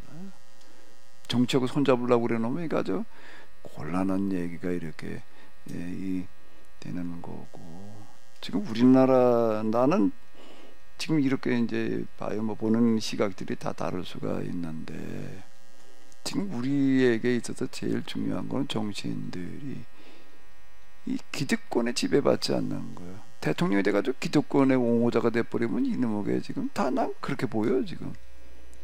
그리고 자칫 또 정치에 입문해가지고서 기득권으로 또 신분 상승하려고 달라들고 있고, 운동권 출신들이 뭐 운동권 저주고 하다가 정권 잡더니 이게 또 가서 또 기득권층이 돼버리고 있으면은 지금 난 문재인 정부에도 실망하는 게 지금 그러는 거예요. 운동권들이 그래도 뭐 정의 뭐 어쩌고 저쩌고 떠들다가 막상 정권을 잡고 나니까 이제 더 기득권화되어져 버리는 그런 모습을 보면서 실망을 하게 되는 건데, 오늘 우리의 가장 큰 과제는 어떻게 이 기득권의 대변에 노래를 타지 않을 대통령을 우리가 좀 만날 수 있겠는가. 말은 국민 어쩌고 저쩌고 그러지만 실제로는 기득권의 영향력에서 벗어나지를 못하는 거예요. 그게 사실 대권 잡는 데 편한 거예요. 기득권 층과 손잡는 거가. 근데 이걸 뿌리치고 뭘 어떻게 해보겠다는 거는 사실은 굉장히 어려운 거라고. 그렇게 할 만한 소신이 있는 사람, 뭐 그런 사람이 과연 있겠는가. 이게 좀 쉽지 않은 얘기라고. 우리에게, 난 우리나라 정치 현실에도 제일 중요한 거는 이 기득권의 대변에 노릇하지 않을 대통령이 필요할 것 같아. 뭐 정책을 어쩌고 저쩌고 해봐야 다 거기서 거기고, 이제 뭐 얼버무려 놓는 것들이야 많은데 그런 거 말고 진짜 이 기득권 층에 개노릇이나 하지 않을 수 있는 그런 대통령, 그런 정치인, 그런 언론, 좀 이런 게 등장을 해야 되는데, 그거는 종교가 바로 됐을 때 가능한 얘기지. 누가 그놈의 감시 노릇을 하냐고. 거기 이해관계도 벗어나 있어야 될 거 아니에요. 종교 지도자는, 성직자는, 설교자는 이런 현실적인 이해관계에 지배받지 않아야 되는 거지요. 그걸 지배받고 있게 돼버리면 아무것도 안 되는 거예요. 지금 왕정기 때 우리가 이 성직자들이 그런 성직자들 아니에요. 이게 그 왕의 비위나 맞추고 있어 놓으니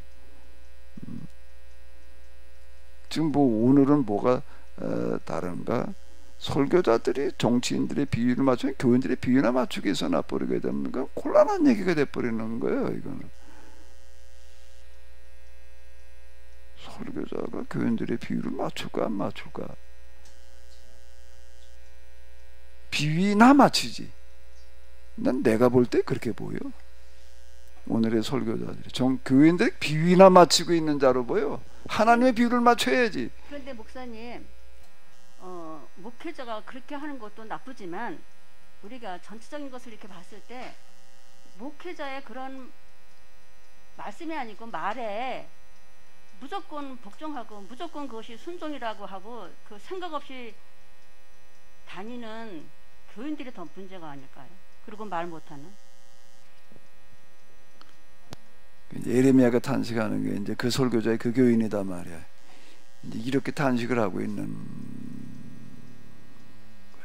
비유나 맞춰주는 설교자를 좋아하니 이게 뭐게 이게 딜도 그러죠. 예레미야가 좀 그거 가지고 탄식하고 앉았는 거야. 자기들은 듣기 좋은 소리나 해달라고 그러고 있고 거기에 맞춰서 듣기 좋은 소리나 해주고 있으니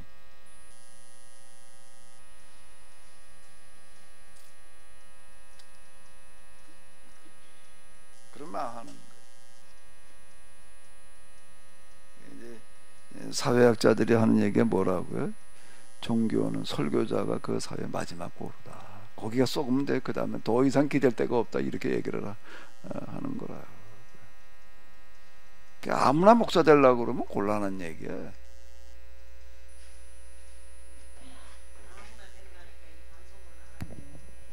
너무 웃긴 게 어저께 우리 저 송치도한테 내가 이제 그 언제 갚을 거냐고 전화를 했더니 한 열흘만 더 기다리래요. 그래서 내가 열흘만 더 기다리면 거짓말은 아니겠지요. 그랬더니 아니 내가 지금 신학대학을 하고 있는 사람인데 거짓말을 하겠냐고 이러더라고요. 그래서 내가 아우 진짜 미친 소리 하고 있다 그러고 말았는데 이제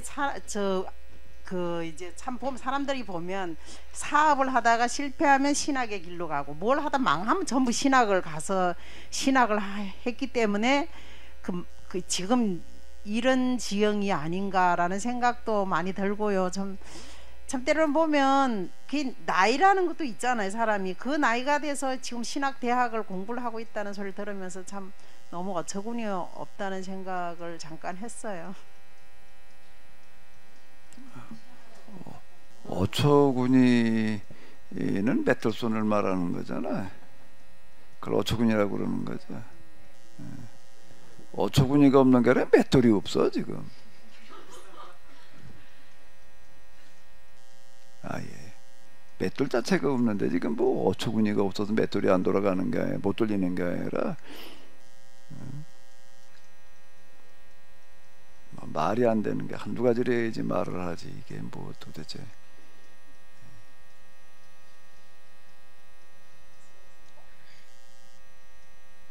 목사님, 지금 이제 첫 번째 선악과는 창세기에서 창세기에서 윤리나 도덕, 효의 이제 첫 번째 선악과이고, 또 두 번째 선악과는 이제 신명기에서 그 실천하는 법, 그러니까 실천하는 방법에 대해서 이제 선악과를 이 두 가지를 이제 구체적으로 좀 말씀을 해주셨으면 좋겠어요. 개념에 대해서.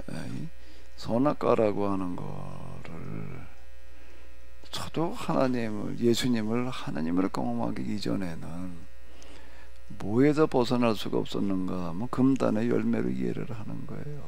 문자적인 해석에서 벗어날 길이 없더라고요. 하나님께서 그냥 아담과 하와에게 주셨던 금단의 열매, 먹지 말라고 주신 열매, 그냥 이렇게 이해를 하는 거예요. 이제 이게 그러다가 예수님을 법으로 다시 만나고 나니까 그게 뭘로 보이는 거예요? 이게 인간이 어떻게 살아야 되는가라고 하는 도리였구나. 거기 태양에는, 달에게는 거기 무슨 물고기 동물 기타 등등에다 다 살아가는 법을 주셨잖아요. 존재하는 법을 주셨다고요. 근데 맨 나중에 이제 하나님의 모양과 형상대로 지음받은 사람에게도 법을 주시는 거예요. 그게 뭐라는 얘기야? 선악과 선악이라는 말 자체, 선과 악은 반대 개념이잖아요. 그 자체가 자유를 얘기를 하는 거라고. 자율과 선택권이 여기에 이제 들어있다라고 하는 어떤 이런 건데, 우리가 얘기하는 윤리도덕에서 얘기하는 무슨 뭐 인간의 도리 뭐 어쩌고 저쩌고 다 포함되는 그런 얘기라고요. 그거대로 사람은 살아야 된다. 선악과 그 법대로 살아야 된다. 이러니까 이제 이해가 되는 거야.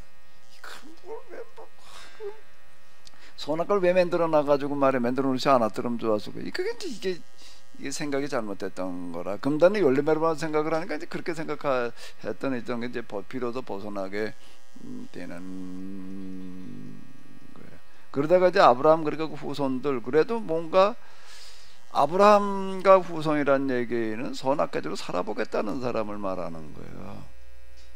선악과대로 살아보겠다라고 하는 사람들과 계획을 체결하시고 계약법을 주신다고 그러면 그게 뭐가 되는가 하면 그것도 선악과예요. 그게요. 그래서 같은 선악과다로 이렇게 봐야 되는 얘기이고, 그럼 지금은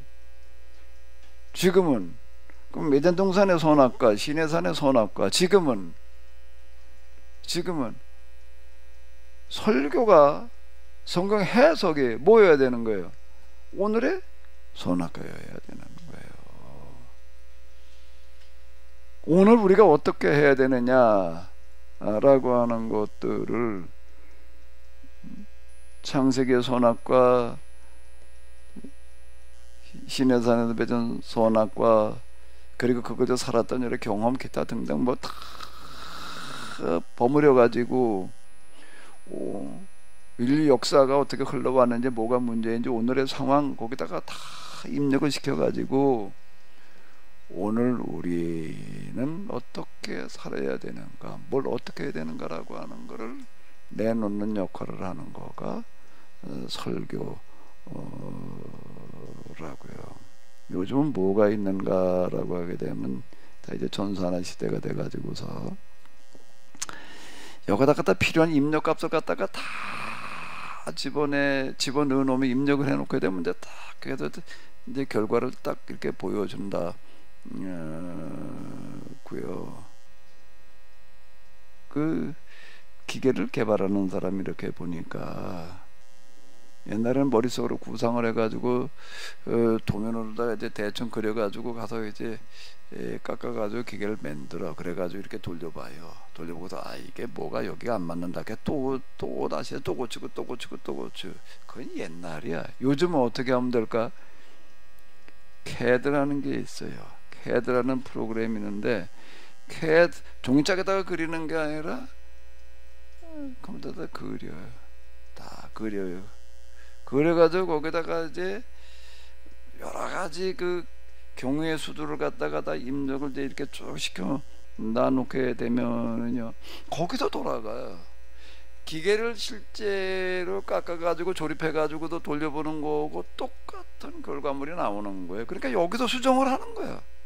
여기서 수정할 거 다 해가지고 다 이제 문제가 없다. 그럼 이제 그때 가가지고서 이제 실제 제작으로 이렇게 들어가요. 그건 이제 뭐가 중요한 걸까요? 여기에는 이렇게 할 때는 내가 뭐라는 입력을 잘못해 놓게 되면은 그러면 이제 이게 잘못된 결과물이 나오는 거야. 뭘 입력시키느냐라는 게 이제 중요한 게 되는 거예요.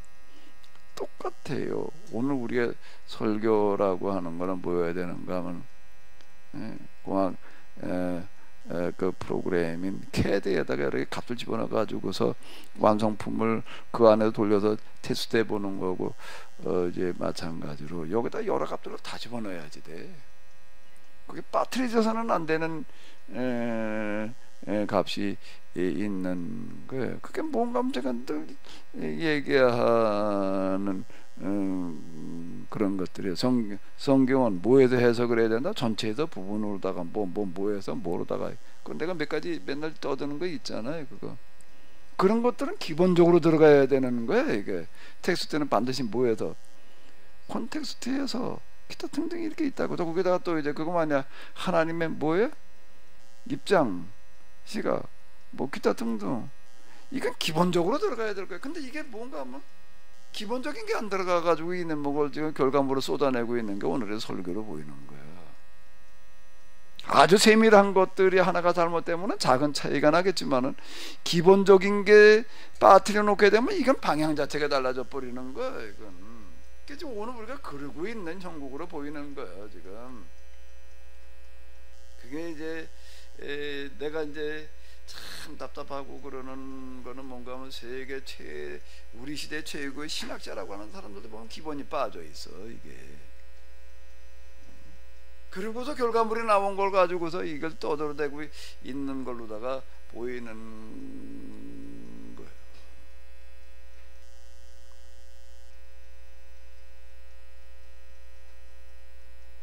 세밀한 거에다 빠진 건 서로 차이라고 얘기를 할 수가 있는데 차이와 다름이라고 해요. 이게 기본적인 게 빠져놓은 거는 이거는 이제 이건 정품이냐 이게 도대체 이게 자격으로 물어야 될 노릇이야 이거는.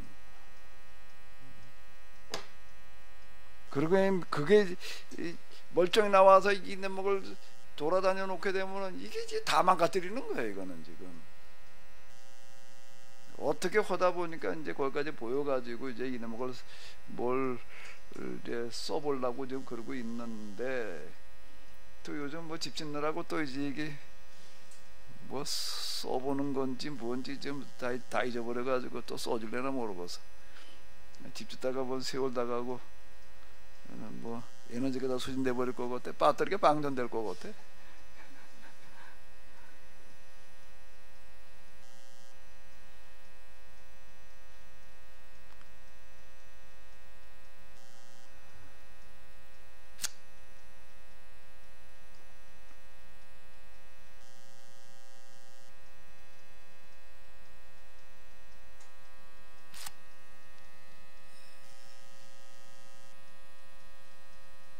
목사님 준비하신 것 좀 말씀 좀 해주세요. 우리 얘기는 뭐 들어봐야 맨날 쓰잘데기 없는. 나 준비 안 했는데. 아이 그래도 예배인데. 준비한 게 없는데. 근데 목사님 이런 시각에서 이제 그 왕정기를 보니까는요, 왕정기에 멀쩡한 게 하나도 없는 것 같더라고요. 우리는 왕정기가 엄청난 뭐 목사님 같이 기본이 빠지고 이제 왕정기를 문자로 읽다 보니까 그것이 엄청난 하나님의 축복이었고, 아 중간중간에 이제 뭐 또 하나님께 어떻게 했다는 그런 것들을 보면서 아 이것이 정말 하나님의 엄청난 축복이었고, 아 그냥 그렇게 살면 되는 거였었는가 보다. 그래서 이제 예배 치중으로 나갔던 것 같은데, 지금 우리가 공부하고 있는 이런 시각에서 또 창세기 시각에서 이제 창세기를 다시 공부하고 다시 보면서 이제 그 나머지 계약법 다음으로 나오는 어떤 성경의 그 역사를 이렇게 보니까 정말 그 왕정기라는 그 자체가 얼마나 모순되고 잘못됐는지가 잊어서 보이더라고요. 그런 것들이. 그래서 그냥 헛살지는 않았구나 하는 생각을 조금은 하지만, 우리가 왕정기를 보고 있지만서도 거기서 정말 진짜 우리가 그 계약법에서 뭐가 잘못됐는지, 아니면 하나님의 그 창조 역사에서 비춰볼 때 정말 얼마나 무엇이 잘못됐는지를 우리가 찾아갈 수 있다면, 우리가 기독교 신앙 그리고 말씀을 좀 조금이라도 똑바로 말할 수 있지 않을까 하는 생각을 하고요. 정말 아까도 얘기했지만 우리가 정말 진짜 어디 가든지 또 무엇을 하든지 그 토론하는 문화가 정착되면 많은 것을 나누고 생각을 나누고 배울 수 있겠다 하는 그런 생각을 하면서, 더불어서 이제 그러다 보니까는 그 나라를 향한, 정말 진짜 우리나라를 향한 그런 것들도 생각이 달라지고, 정말 기도도 무엇이 기도인지가 또 달라지고, 오늘 새벽에도 이렇게 그냥 무심코 나름대로 염려가 돼서 이렇게 누워있다가 뻘떡 일어났던 건 뭐냐 하면 목사님이 이제 그 물국필반의 그 한 방울의 물방울, 마지막 물방울, 그 생각이 빠뜩 떠올라가지고, 다른 사람이 많은 기도를 해놨는데 나의 어떤 정말 진짜 그 한 방울의 기도가 없어서 어떤 일이 일어난다면, 이런 생각을 하니까 정신이 번쩍 나더라고요. 그래요. 이제 사무엘 열왕기뿐만 아니라 왕정기뿐만 아니라 이제 더 심각한 건 오늘의 이 시대인데요.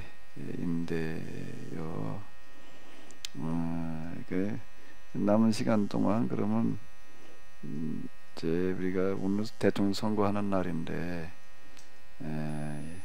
이스라엘 역사에서 처음으로 지도자 세우는, 정치 지도자 세우는 그런 이야기가 지금 이제 9장에서 시작되어지고 있는데, 이제 사무엘이라는 9장에 보게 되면 사무엘이라고 하는 제사장이 정치 지도자로 사울을 세우는 그런 이야기가 이렇게 나오고 있습니다. 근데 계약법에서 얘기하는 이런 부분들이 아주 너무 현실적이다, 이상적이면서 동시에 현실적이다, 양쪽에 다 갖춰졌다라고 이렇게 얘기될 수 있는 부분은 뭔가 하게 되면은 정치를 뭐가 관리해야 된다는 거라고요? 종교가 관리해야 된다는 거예요. 종교 지도자가 정치인들을 감시하는 기능을 해야지 된다. 이게 그 얘기. 딴 거 뭐 여기 뭐 자세히 뭐 어쩌고 저쩌고 뭐 사무엘이 사울 세우는 과정 얘기는 다 아시니까. 근데 그게 뭘 얘기하는 건가라고 한다라고 하게 되면은, 정치 지도자 대통령을 누가 불러다 놓고 책망을 해야 되냐? 종교 지도자여야 된다는 거예요. 사울의 얘기가 그런 얘기 아니에요. 근데 이제 이게 오히려 거꾸로 왕정기로 접어들어가면서는 종교 지도자들이 정치 지도자의 수하가 돼버리는, 그 그늘 속에 들어가 버리는 거예요.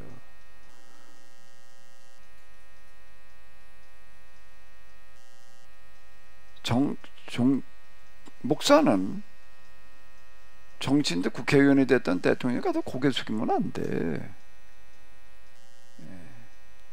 그래도 자기 자의식이라고 하는 어떤 이런 거가 스스로를 어떻게 생각해야 되느냐라고 하는 건데, 대통령이라고 하더라도 그 앞에도 굽신거리려고 그러게 되면 곤란한 얘기라고.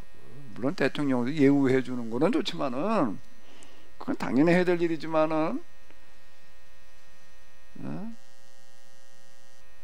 목사의 의식은 그 위여야지.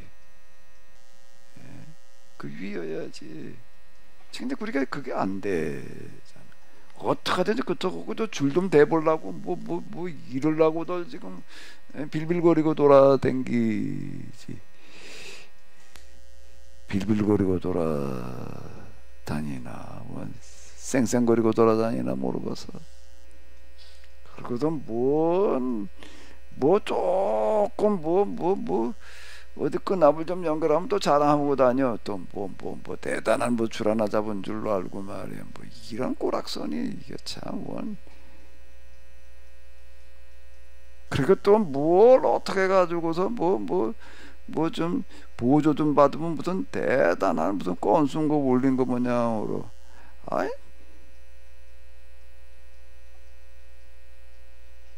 정부 돈을 갖다 쓴다는 거는 지원, 요즘 뭐 무슨 중소기업 지원, 무슨 음점 지원 무슨 뭐 어떤 뭐 정부에서도 뭐 10만 원 준다고 그러고 뭐 지자체에서도 10만 원도 받아서 쓰긴 썼는데, 뭐 코로나라고 뭐 무슨 지원금이라는 말. 그게 그놈의 돈이 저절로 나오나? 정부 빚이 늘어나는 거지. 예? 난 그걸 자꾸 공짜로 그냥 갖다 쓰면 되는 줄로 아는데, 나 참 딱해 보여. 그렇게 난 말하는 사람들 이렇게 보게 되면. 예?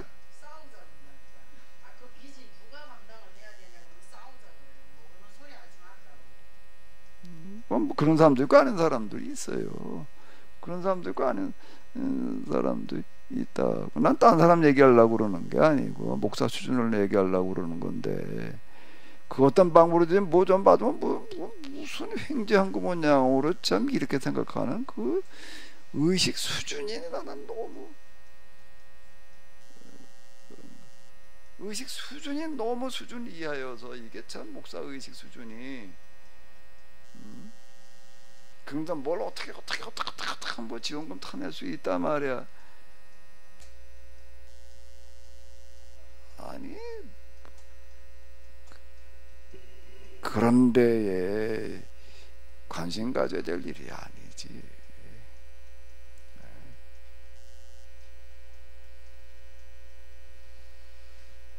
종교계 정치 통치 어쨌든 누군가가 이 정치기구라는 거가 인간 사회에서 있어야 되는 거고 움직여질 수밖에 없는 데인데, 거기는 다 정권 잡을 욕심 있는 놈들이 모이는데, 거기는요 뭐 정상적인 사람이라면은요 안 가려고 그래요. 그런 걸 안 하려고 그러는 사람이 온전한 사람이에요.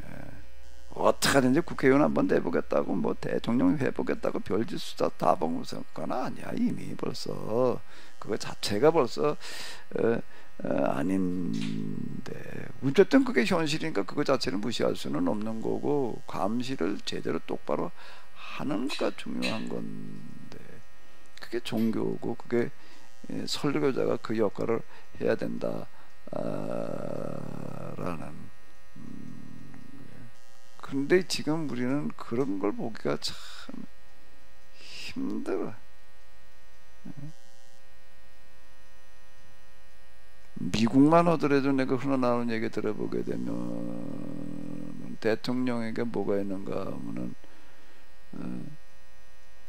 조언해주는 담당 목사가 있다고요.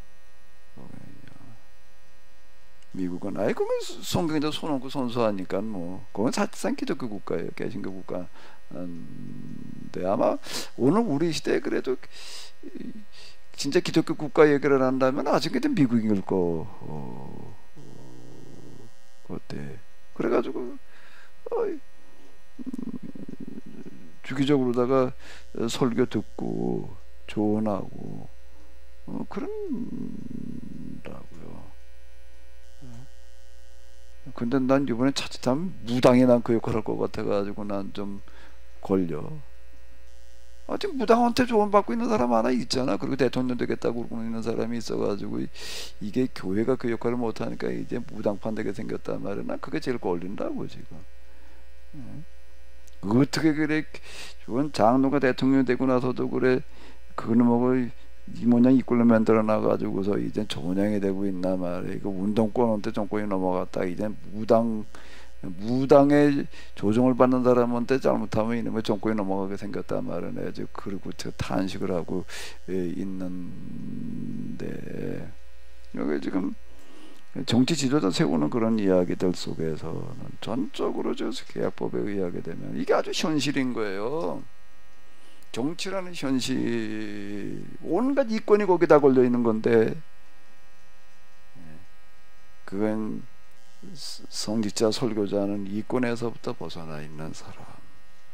그리고 진짜 공익 이렇게 얘기를 하는데 진짜 공익을 대변할 수 있는 사람이어야지 되는 거지. 그리고 의식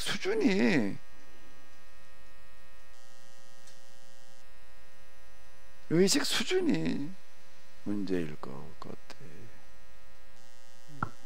정치인들한테 가가지고 빌붙으려고 그러면 곤란한 얘기가 되는 거예요.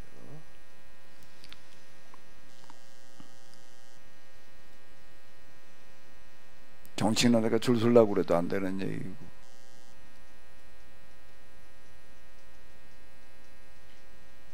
아직은 기본적인 거라고요.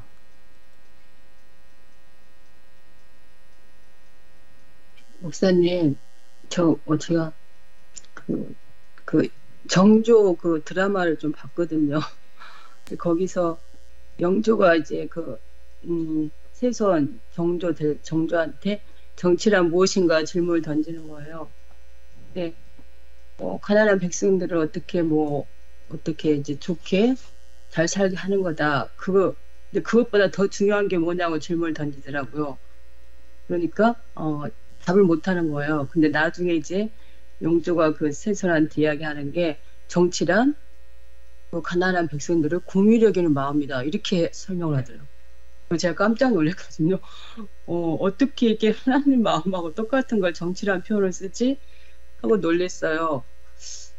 그래서 그 조선의 그 목사님 한국사 강의한 거 조금 기억에 남는 게 그 성리학에 기반해서 이게 흘러내려온 그거였나 하고 생각을 해봤거든요. 그래서 정말 힘들고 고통당하는 백성들을 궁유해 이런 마음이 가장 그 정치 지도자도 교회 지도자도 마찬가지지만 가장 중심에 있어야 된다는 생각을 좀 그거 보면서 들었어요. 그래서 어떻게 이게 같지 하면서 야 결국은 그 원리 이치 그런 차원에서 이게 같이 흘러가는구나 하는 생각을 한번 해봤습니다. 그래서 목사님 정치 이야기 하셔서 또 오늘 선거일이라서 저도 한번 생각해보는 이거 한번 같이 나눕니다. 예, 아니 인간사에서 정치라는 기능으로 놓고 볼 때는 백성들을 다 잘 살게 하려고 하는 게 정치여야 되는 거예요. 기능적인 설명 이제 정의를 하는 거라고. 경제는 뭘 하는 거냐? 경제는 돈 벌기 위한 공부를 하는 게 경제학을 하는 게 아니에요. 경제학의 목표는 모든 사람들을 골고루 잘 경제적으로 물질적으로 잘 살게 하는 게 경제학의 목표라고. 그럼 경제인 사업을 한다는 거는 뭘 해야 되는 거예요? 사업을 한다는 거는 자 그렇게 경제학의 목표예요. 그 경제인 그런 사업하는 사람 경제인이라고 그러는 거예요. 학교에서 가르치는 사람도 있고 실제는 이제 사업하는 사람들도 있어요. 그 사업하는 사람들은 무슨 목적을 가지고 사업을 해야 되나? 난 이 사업을 해가지고 어떻게 하겠다? 골고루 모든 사람들 잘 살게 해보겠다. 그러나? 그리고 사업하나? 그 경제학의 정의는 그래요. 경제학의 정의는 모든 사람을 골고루 잘 살게 경제적으로 물질적으로 잘 살게 해주는 게 경제학의 목표예요. 목표는 그런데 그때 사업하는 사람들이 크고 작은 사업을 하든지 간에 일단 뭐부터 계산을 하는 거죠? 이걸 해가지고 내가 얼마나 돈을 벌 수 있느냐, 어떻게 이거에 돈을 벌어볼 거냐, 그건 현실이야. 이거는 그 원래 그 정의를 내려놓은 거고 현실하고는 너무 달라. 정치도 원래 백성도 잘 살게 하는 게 여기 경제적으로만이 아니라 모든 종합적으로 다 살게 하는 게 원래 정치학의 목적은 그런 거예요. 근데 정치인들이 그런가? 그건 아니죠. 정권 잡아보겠다라고 하는 거가 이제 현실이고, 그러니까 이게 이제 이론과 현실이 이런 식으로 다른 이런 현실을 뭐가 맡겨줘야 되느냐라고 하는 게 그게 종교의 기능인 거예요. 그 사회에서 종교의 기능은 이걸 하는 거예요. 이상과 현실을 어떻게 맞춰 놓을 거냐. 그게 사회적인 기능이 아니라 사회학에서 이제 볼 때 종교가 그 역할을 해야 돼. 종교 이외에는 그 역할을 할 수 있는 게 없다는 거예요. 그러면 종교 지도자라고 하는 사람, 종교라고 하는 거가 뭐 종교인, 거기 누군가가 또 지도자 역할을 하는 사람이 있어야 된다. 그럼 여기서 기본적으로 뭐가 있어야 되는가, 뭐가 있어야 된다는 거예요? 그 사람이 이해타산에도 초월해 있어야 돼. 돈에 지배받으면 안 되는 거예요. 돈을 추구해서도 안 되는 거고. 근데 그게 지금 잘 안 되잖아요. 이게 종교마저도 이놈의 현실에 지배를 받아 놓으면, 여기 현실에 지배를 받으면 안 되는 거예요. 종교 세계는 현실을 넘어설 수 있어야 되지. 그렇다고 현실 초월하려고 그러면 이건 또 곤란한 얘기가 돼버리는 거야. 현실 우리가 관심 없어. 그냥 그건 어차피 진흙탕이고 말이야. 우리는 그냥 고고하게 그냥 이실이나 받아먹고 살자. 이래나 버리게 되면 이건 이제 더 문제가 되는 거고. 이제 불교 같은 경우가 이제 수도 종교들이 이제 이런 건데, 이제 정도전이 이제 아주 불시 잡변이라는 책을 써가지고서 불교는 씨를 말려야 된다라고 얘기를 하는 거는 바로 이런 거예요. 이건 뭐 현실에 대해서 아무 관심도 없이 그냥 초월하자고 그래놓고 나가던 뒷구녕으로다가 또 정치하고 손잡고서는 그냥 온갖 비리를 저지르는, 그게 고려라는 나라가 그랬다는 거예요. 그러니까 그 불교는 아주 씨를 말려라 이제 이렇게 이제 얘기를 했던 건데, 그런 종교는 이 사회 해악거리일 뿐이다. 정확하게 보는 거예요. 이런 거는요.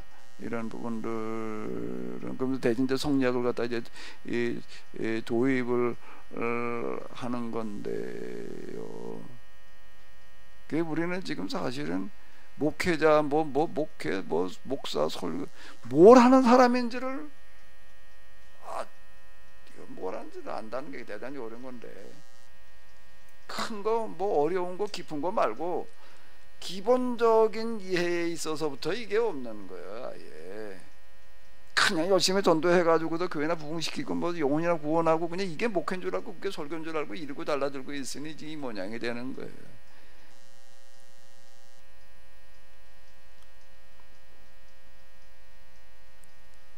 이정성 권사님도 신학교를 댕겼죠. 왜 댕겼어요? 뭘 하러 가서 왜 댕겼어요? 얘기 좀 해봐요. 마스크 쓴 데다가 마이크 잡지 않고 얘기하지 말고 마스크 벗고 마이크 잡고 얘기해봐. 뭔 생각으로 신학교를 갔어요? 열심히 전도해서 영혼 구원해서 하늘나라에 상급 쌓아가지고 천국 가면. 그 누가 그렇게 그러라고 신학교 가라고 그랬어요?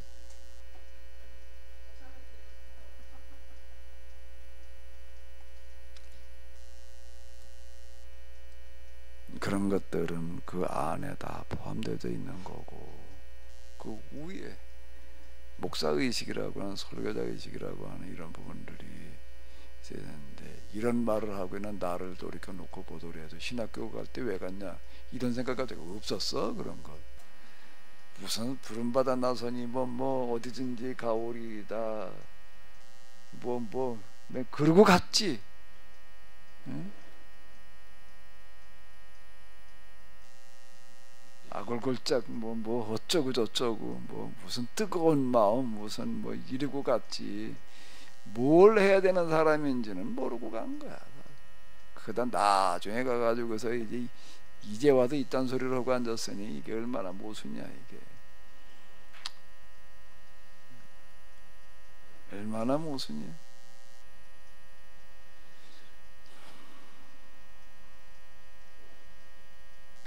대통령 선거일인데요, 대통령 선거할 때마다 참 답답해. 진짜 좀 이 사람이다라고 그러고 찍을 만한 사람 좀 없나? 안 할 수는 없고 정말 찍으면서도 도대체가 이걸 정말 지금도 똑같아. 정말 이 사람이라고 생각되는 사람이 없으니 안 할 수는 없고. 맞아, 역대급으로 비호감, 역대급으로 진짜 찍을 사람이 없다라고 생각되는. 나오는 얘기들 진흙탕 중에서도 정말 이런 진흙탕이 있나 정말 그다음부터 안 찍을 수도 없고 정말 그 중에도 누구여야 되나 말이야. 이건 아휴.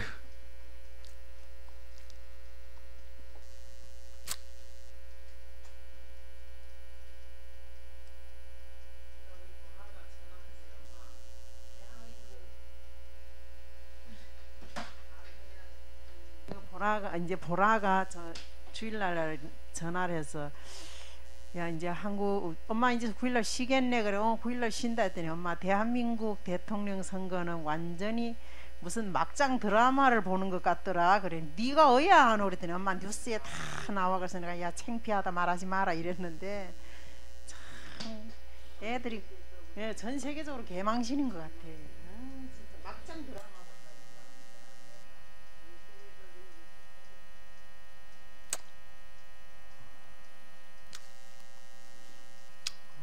사람들 탓할 게 아니라 우리가 이 모양 이 꼴이니까 이렇게 되고 있는 거야 지금.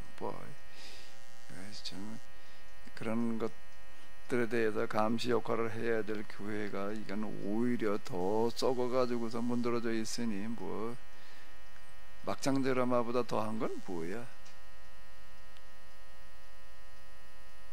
막장 드라마보다 더 심한 더한 건 뭐라고, 무슨 단어가 있지?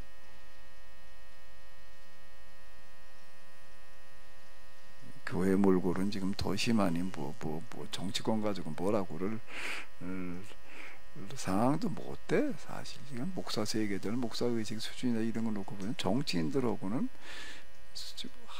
수준이 한참 더 떨어지는 것 같아. 뭔째 그만 자리 안 놓고 돈 쓰고 돌아다니는 걸 보게 되면 정신들이 요즘 돈 쓰고 돌아다녔다가는 그거 아주 국회의원 됐다가도 뭐 무효화되잖아. 잠깐 구속되고. 이건 뭐 목사 세계는 뭐 그런 것도 없어. 그냥 이건 뭐 도대체가 더 말이 안 되는 일들이 벌어지고 있는데 뭐 이게 정치권 가지고 뭐라고 그럴 일도 아니야. 사실 이게 지금 뭐 그냥 뭐 이 말 저 말 그저 말도 안 되면서 주소 떠돌다가 시간만 다 갔는데 시간 다 갔으니 관둬야지. 이제 계속 이러고 있을 수는 없고요. 이 시간 그래도 참 이게 뭐 똥 묻은 개가 겨 묻은 개 가지고 뭐라고 그러는 꼬락전인데 지금 오늘 우리가 뭐 정치권을 바로잡아 주시옵소서라고 뭐라고 기도할 말이 없어. 지금 뭐라고 기도를 해 지금. 사실 이게 뭐 정말 그래도 또 안 할 수는 없지요. 그러니까 이 기도도 관두자 그럴 수는 없고. 이 시간 우리 좀 오늘 대통령을 뽑는 날인데 저는 그래도 한국이 그래도 2000년대 세계로 선도해야 되는 역할을 해야 될 터인데 그게 가능해지려면 그런 지도자가 나와야 되는데 이게 제일 답답한 거야. 이제 완전 무당판이 돼버리고 그냥 뭐 이러고 해가지고 이게 도대체가 이 노릇을 어찌 해야 되나 말이야. 이게 완전 거꾸로 가고 있는 것 같아가지고 답답한데요. 이렇게 기도를 해보시자고요. 하나님, 참으로 2000년대 인류의 대멸종의 위기에 지금 우리가 놓여 있는데 이걸 타개하고 그래도 한국이 2000대를 이끌어갈 수 있는 그런 나라 그리고 그런 지도자가 있게 하여 주시옵소서. 좀 면목 없지만은 우리가 이렇게 기도할 자격도 아무것도 없지만 우리 그걸 있는 그대로 인정하면서요. 그래도 우리에게 자비를 베풀어 주시어서 그런 지도자 그리고 그런 나라가 되게 하여 주시옵소서. 우리 좀 같이 통성으로 좀 기도하도록 하겠습니다.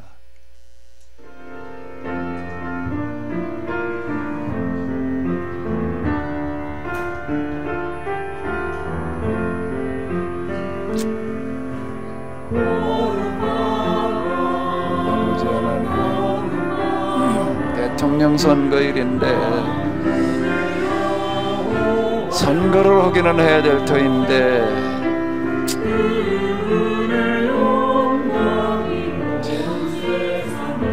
그냥 이 꼴입니다.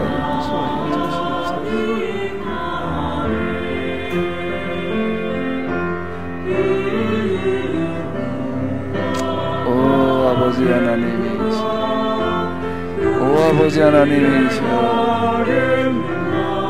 오 아버지 하나님이시여.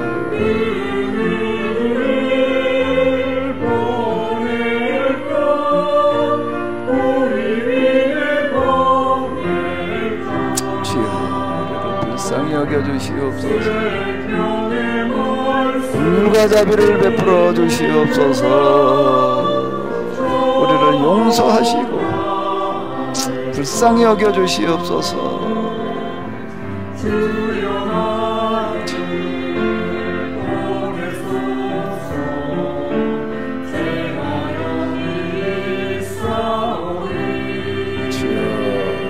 이 꼴이 되어져 있는 우리 모두를 불쌍히 여겨주시옵소서.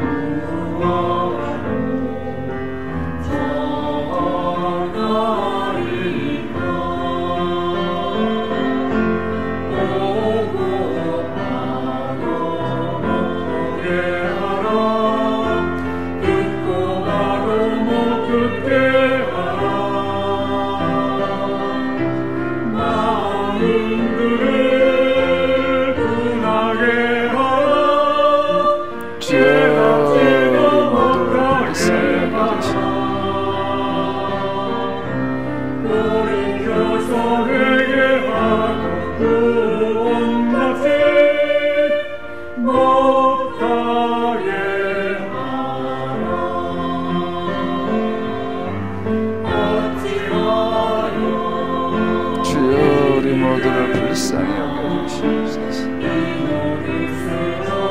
불쌍히 여기시니 공과 자비를 베풀어 주시옵소서.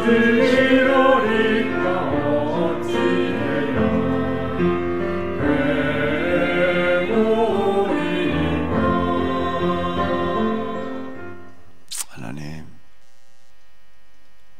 교회가 잘못되어 있다 보니 세상이 이 모양 이 꼴이 되어졌습니다.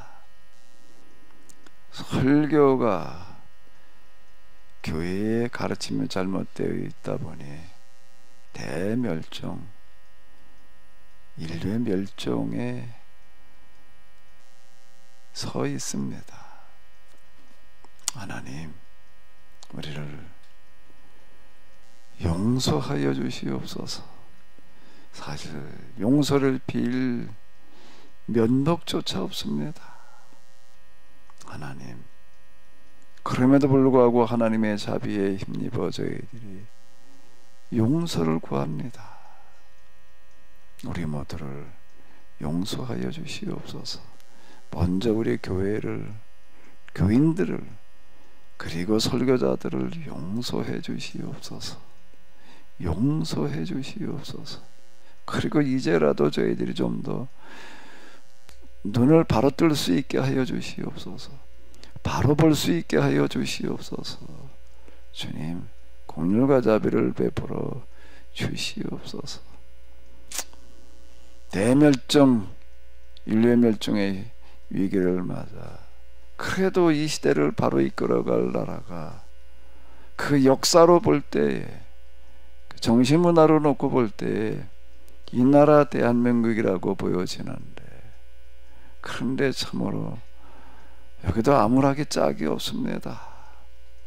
하나님, 여기에 우리 교회에도 그렇고 나라에도 그렇고 올바른 지도자들이 나오게 하여 주시옵소서. 이 나라뿐만 아니라 온 세상을 바로 이끌어갈 수 있는 그런 지도자가 있게 하여 주시옵소서. 특히 주님, 우리 교인들에게, 그리고 교회 지도자들에게 정치에 빌붙지 않게 하여 주시옵소서. 정말로 더 큰 마음, 더 큰 생각, 더 큰 의식을 가질 수 있는 그런 은혜를 베풀어 주시옵소서. 누가 대통령이 되든지 다음 대통령 되는 사람, 되는 과정이 어떻게 되어졌든지 간에 대통령이 되고 난 다음에는 그래도 기득권을 대변하지 않고 온 백성을 대변할 수 있는 자 되게 하여 주시옵소서. 자질이 모자란다 하더라도 좀 고쳐 주시옵소서. 만들어 주시옵소서. 그래 그 대통령이 참으로 이 분단 한국을 그래도 이끌어가며 통일의 길을 열며 세상을 똑바른 길로 이끌어갈 수 있는 그런 나라로 발돋움 시켜줄 수 있는 그런 대통령 되게 하여 주시옵소서. 그리고 옆에서 같이 움직이고 있는 모든 정치인들에게 하나님 그런 은혜를 베풀어 주시옵소서. 오 하나님, 참으로 저희들 모두에게 이런 은혜가 있게 하여 주시옵소서. 우리 주 예수 그리스도의 이름으로 기도하옵나이다. 아멘. 예, 수고들 많으셨습니다.